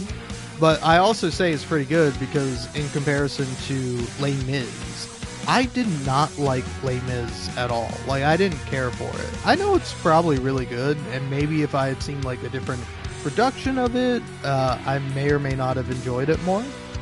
But I don't know, personally it just did not catch me, and I was not interested in it. I was very like disappointed by the play itself. And I don't know, to me, I think that's a very interesting thing of just like, we all like to think of ourselves as objective, you know? I like good things because they're good. And that might be the case, but you know, you like something because you like it, because it has elements that you enjoy. And sometimes when you watch something or experience something, you may claim that the reason you don't like it is because it fails, because it doesn't do what you want it to do. Or, you claim it fails, but in reality, it just doesn't do what you want it to do. And, like, I think that's a very important criticism that, you know, particularly on the internet, you see a lot of people not doing, where if you're criticizing something, I'm going to steal this from Big Joel, if you know who that is. If you don't, stop watching me right now and go watch Big Joel. One of my favorite YouTubers of all time. Definitely in my top 5. But, like, when he was talking about the nostalgia critic, he dubbed this this form of criticism, quote-unquote criticism, the scenic mountain critique, which, you know, he poses a question. He goes, do you like scenic mountains? Because me personally, I love scenic mountains. I think scenic mountains are awesome. But, you know, when you're watching a film, when you're watching it and there are no scenic mountains, it's not really a justifiable or correct criticism of the film to be like, yeah, it's pretty good, but there are no scenic mountains in it. Where are the scenic mountains? Or it's like, for whatever reason, you're watching a movie that doesn't have any scenic mountains. It doesn't make sense to be like, yeah, the movie would have been great if there were scenic mountains in it. It's like, no, it wouldn't have been. Like, if the only thing separating this movie from being good and being bad is just some, like, you know, tertiary element that you happen to enjoy, that's not a very good critique. Like, you gotta judge something based on its own merits, you know? Where it's like, I don't know, if you're like judging Hades, for example, as a game, and like you just don't like the gameplay of Hades for whatever reason, it's like, that's fine, but it's weird to be like, yeah, I would enjoy Hades a lot more if there was no gameplay, if they swapped out the gameplay for like Slay the Spire. Hades would be so much better if it was a deck builder instead. If it was a poker roguelike, well then now I would give Hades a 10 out of 10. And it's like, well, that's not a fair criticism or critique, because it's like, if you're looking for a poker roguelike, you want to play Balatro. And in the same thing, and in the same vein, where it's like, me personally, I don't like Balatro as much as I like Hades, even if Balatro may be a technically, like, let's say, better game. Because Balatro doesn't have a story. Balatro doesn't really have characters. It has a character, Jimbo, who's this annoying shitheel who talks and says stuff after I lose a run that I thought I was going to win for sure. But, like, again, it would be, like, kind of unfair if I'm trying to objectively rank these games and I go, well, Hades is better than Balatro because Hades has a story. Hades has a lot of characters I like. Well, Balatro doesn't really have any characters, and the one thing that you could say is a character, I hate. so it's like not really fair to judge it. But again, it's like for most people, I would really recommend Hades over Balatro. I think Hades is overall the better experience because you get more out of it. But again, you know, depending on who you are, what you like, and how you play games, you could get way more enjoyment and excitement out of Balatro than you could Hades, just depending on your preference. If you happen to like Balatro a lot, if you could listen to the Balatro music for hours, and for whatever reason you don't like the music in Hades. Like, the music in Hades is pretty awesome. I don't think it's, like, really standout. I don't think all the music is standout bangers, but there's, like, plenty of music from Hades that I just listen to because I think it's really good. Like, I love Odysseyous song, Good Riddance. And, like, Orpheus has some really good songs. The duo song that Orpheus and Eurydice have in Hades 1, I think, is really good. In the Blood is one, but I think there might be another one that I'm thinking of and just forgetting the name of. But yeah, I don't know. Ultimately, it's, like, very interesting diving into games and other forms of media and piecing out, like, why you enjoy this while you don't enjoy something else. Because, like, I don't know, I will say I've recently been watching JJK, Jujutsu Kaisen, the anime, and, like, I just made it to Season 3, and also upon making it to Season 3, I found out there's, like, a movie that's, like, a prequel, and now I'm like, well, I don't know, do I go and watch the movie now, or do I just keep going with this Season 3 and then, like, maybe watch the movie after? I don't know. I think I'm gonna just keep watching the season, because I've made it through 2 seasons so far without seeing the movie. I can go for another season. But anyway, I just decided to watch it because I'm like, hey, you know what? I feel like watching this. I want to sit down, check it out, and see how it is, and, like, judge it on my own. Because, like, at least for me, before I watched it, personally, I thought it would be, like, a little immature and probably, like, not what I'm looking for out of a TV show. But I made those assumptions based on the audience around Jujutsu Kaisen, where it's like, you know, no offense, the guy who came up with that meme that's like meet potential man, and like that shit is funny, but if you're doing that seriously, I kind of find it ridiculous. Like, I don't know, man, I really personally don't like the whole power scaling thing. Like, it's not something I was into when I was a teenage boy, and so I'm sure as shit not gonna be into it as an adult man. But, like, I don't know, it's very funny that people are, like, so obsessed with, like, technicalities and, like, oh, this character could beat this character, and this character is stronger than this character. And it's like, brother, it's not about that at all. Did you watch the fucking show? It's a little bit about that, but it's about so much more. It's about the characters. It's about their journey. It's about their story. It's about, like, the blessings and tragedies that befall them. It's a, like, for example, in the first season, I really liked that after each episode they had, like, a little, like, bonus scene. And, like, one of my favorite ones is, like, the 3 main characters and Gojo, who I really like. Gojo might be one of my favorite characters, at least in the show. And like, I don't know, I really like the little, I think it's called a Juju Run, where they, like, go and get, like, sushi in Tokyo, or somewhere in Tokyo, or a different city maybe, where they go get sushi, and it's this, like, fun, cute little scene that isn't all that elaborate, but still it's fun. It's like, I really liked that little moment that the characters got. And so it's like, I don't know, again, I feel like, and then there's kind of a similar thing with The Amazing Digital Circus, where it's like, I decided to sit down and watch that, Particularly I watched it after Jack Saint made a video on it. Looking for another good YouTuber, Jack Saint, pretty great.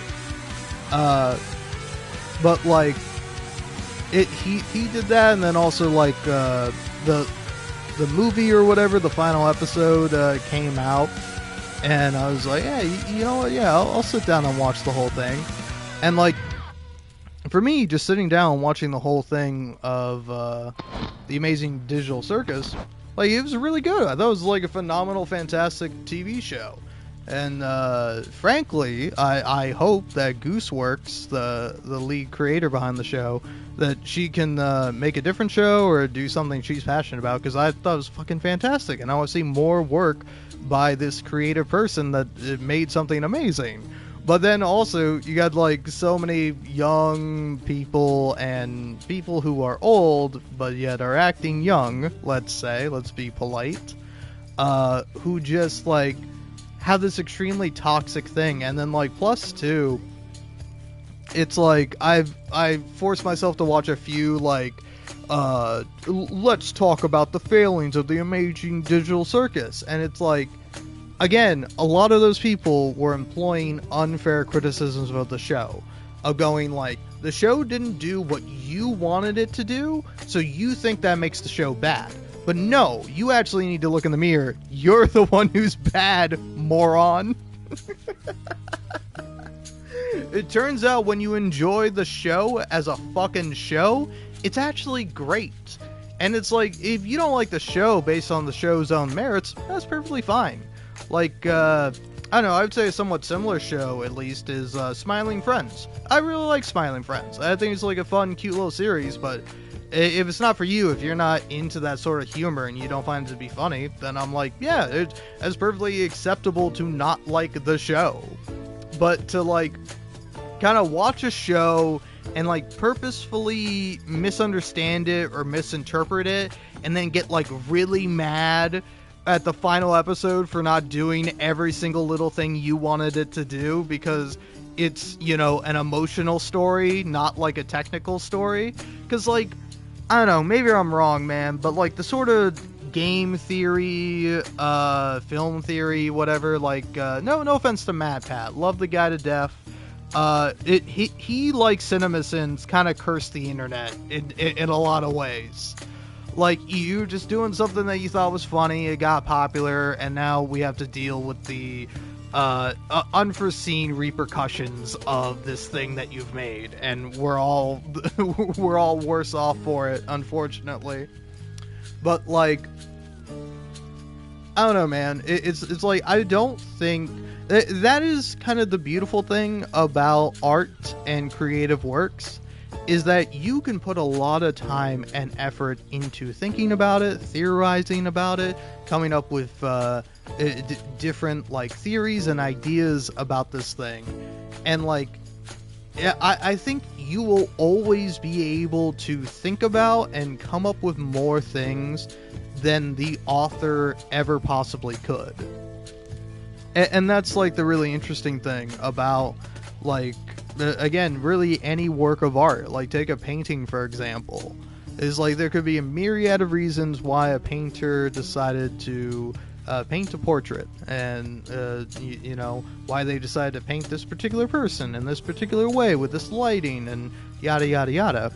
And like, you can look at it like sight unseen, knowing nothing else about the painting other than what you can literally see.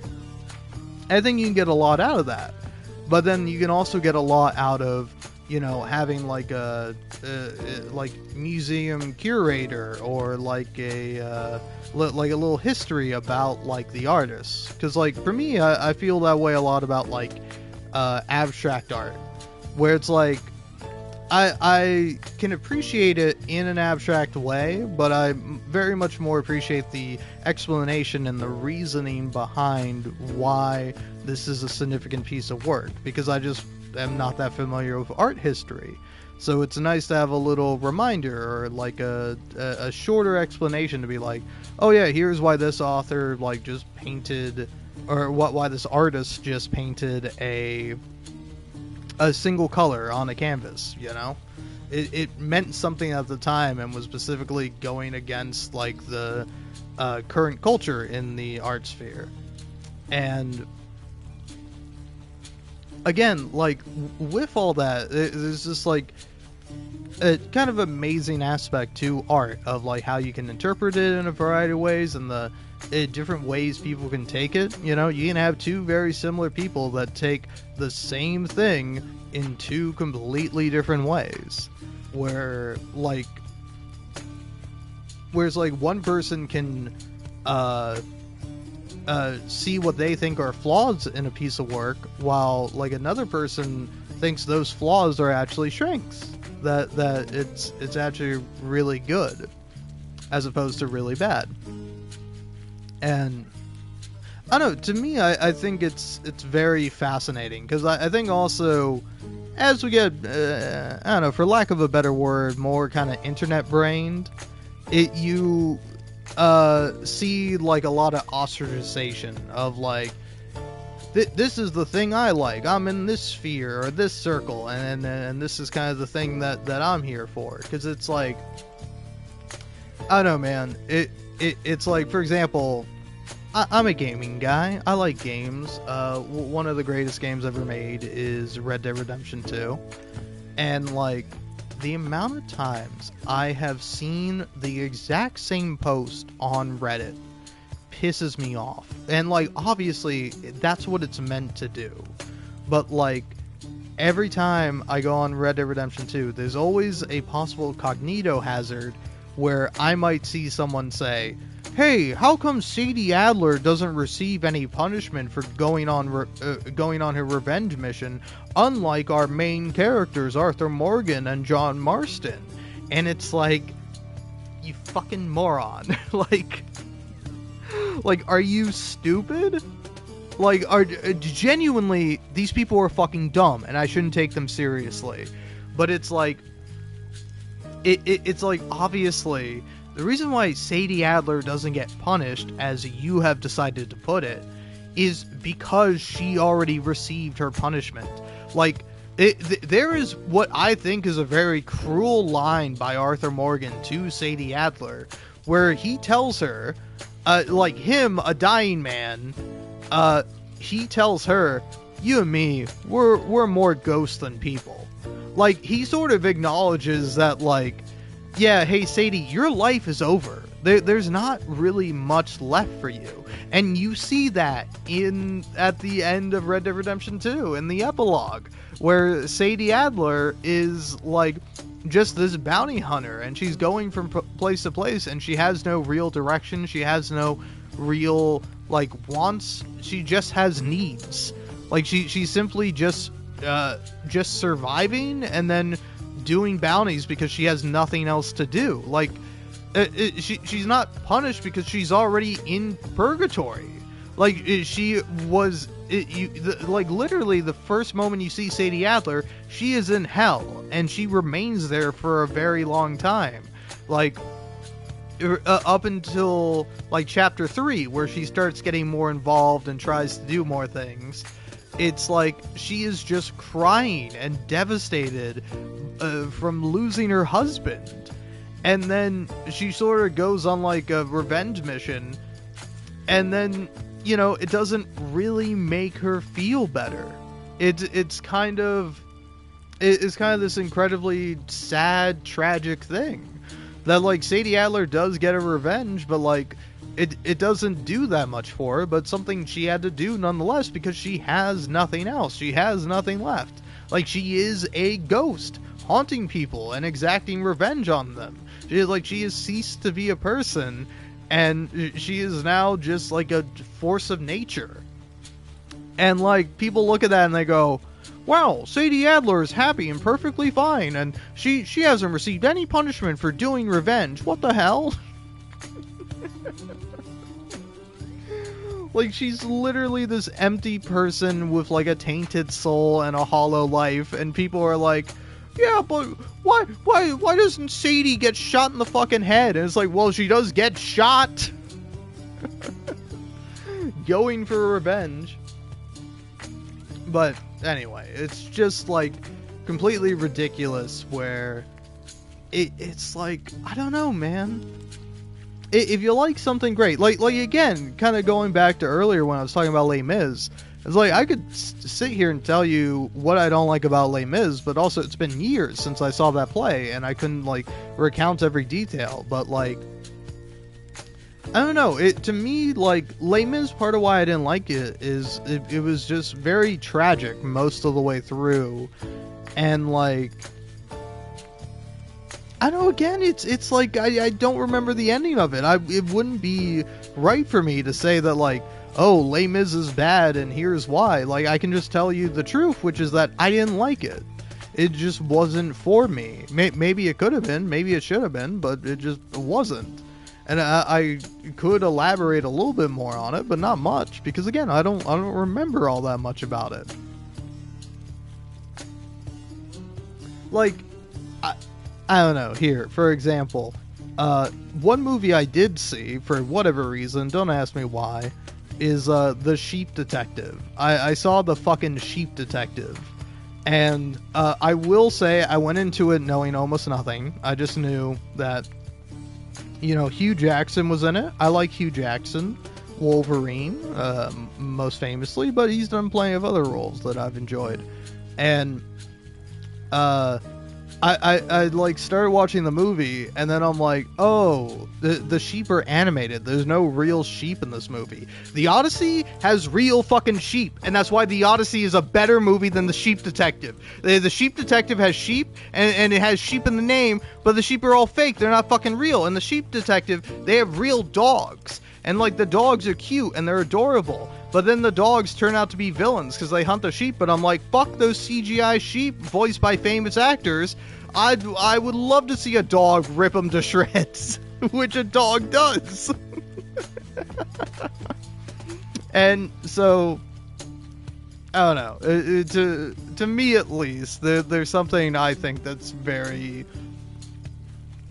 nice and fun about movies, and just, like, how vastly different they are. Whereas, like, again, for what The Sheep Detective is, it's fine. You know, I'm sure it's an okay kids movie. I'm sure if for whatever reason I had a kid that was, like, age appropriate to go see that movie, I'd be like, yeah, sure, I'll go see that movie. And I would probably be like, I wish I was doing something else. But, you know, hey, at least I get to see this movie with my kid. Have a little bit of parent-child bonding or whatever.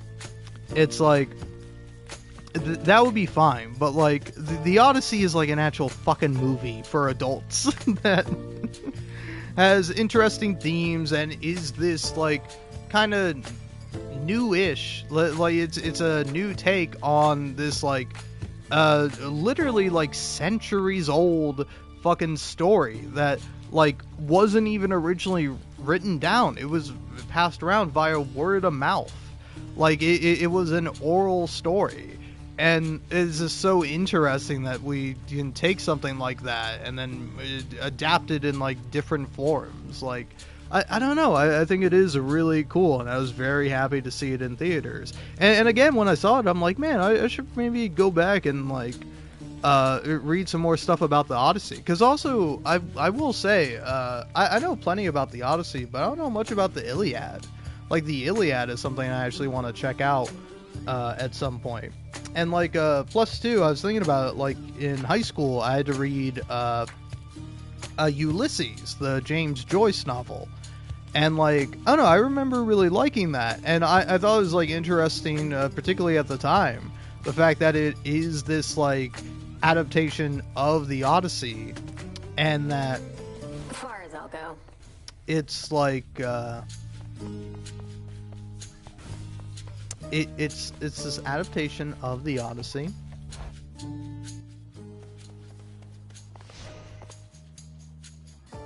And that I don't know, oh yeah, and that's slightly different in the fact that, like, the main character is later named Ulysses, which is the Roman version of the name.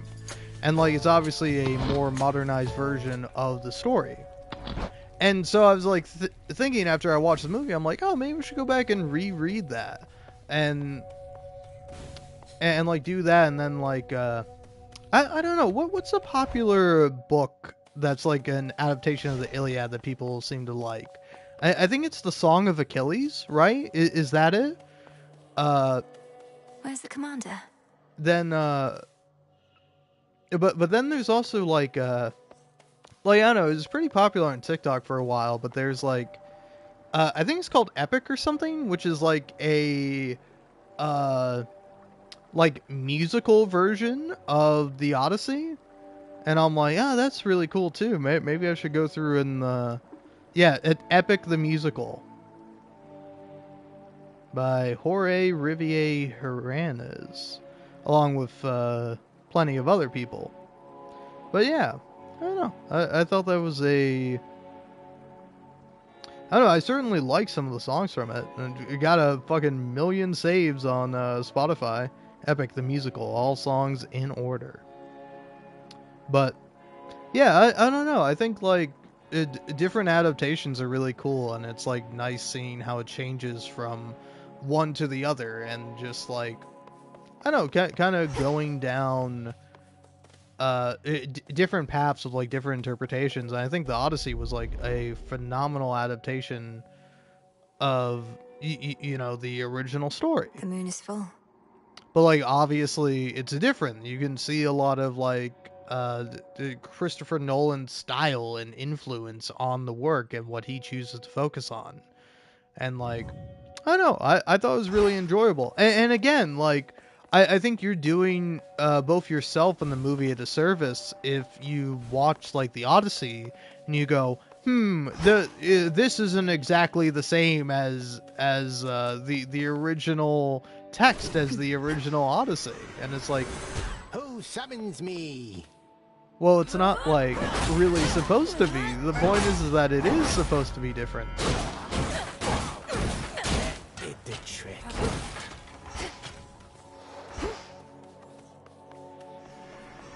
So, yeah, anyway. My ranting and raving aside, made it 4 hours and 20 minutes. Alright, peace out. Blaze it up or whatever.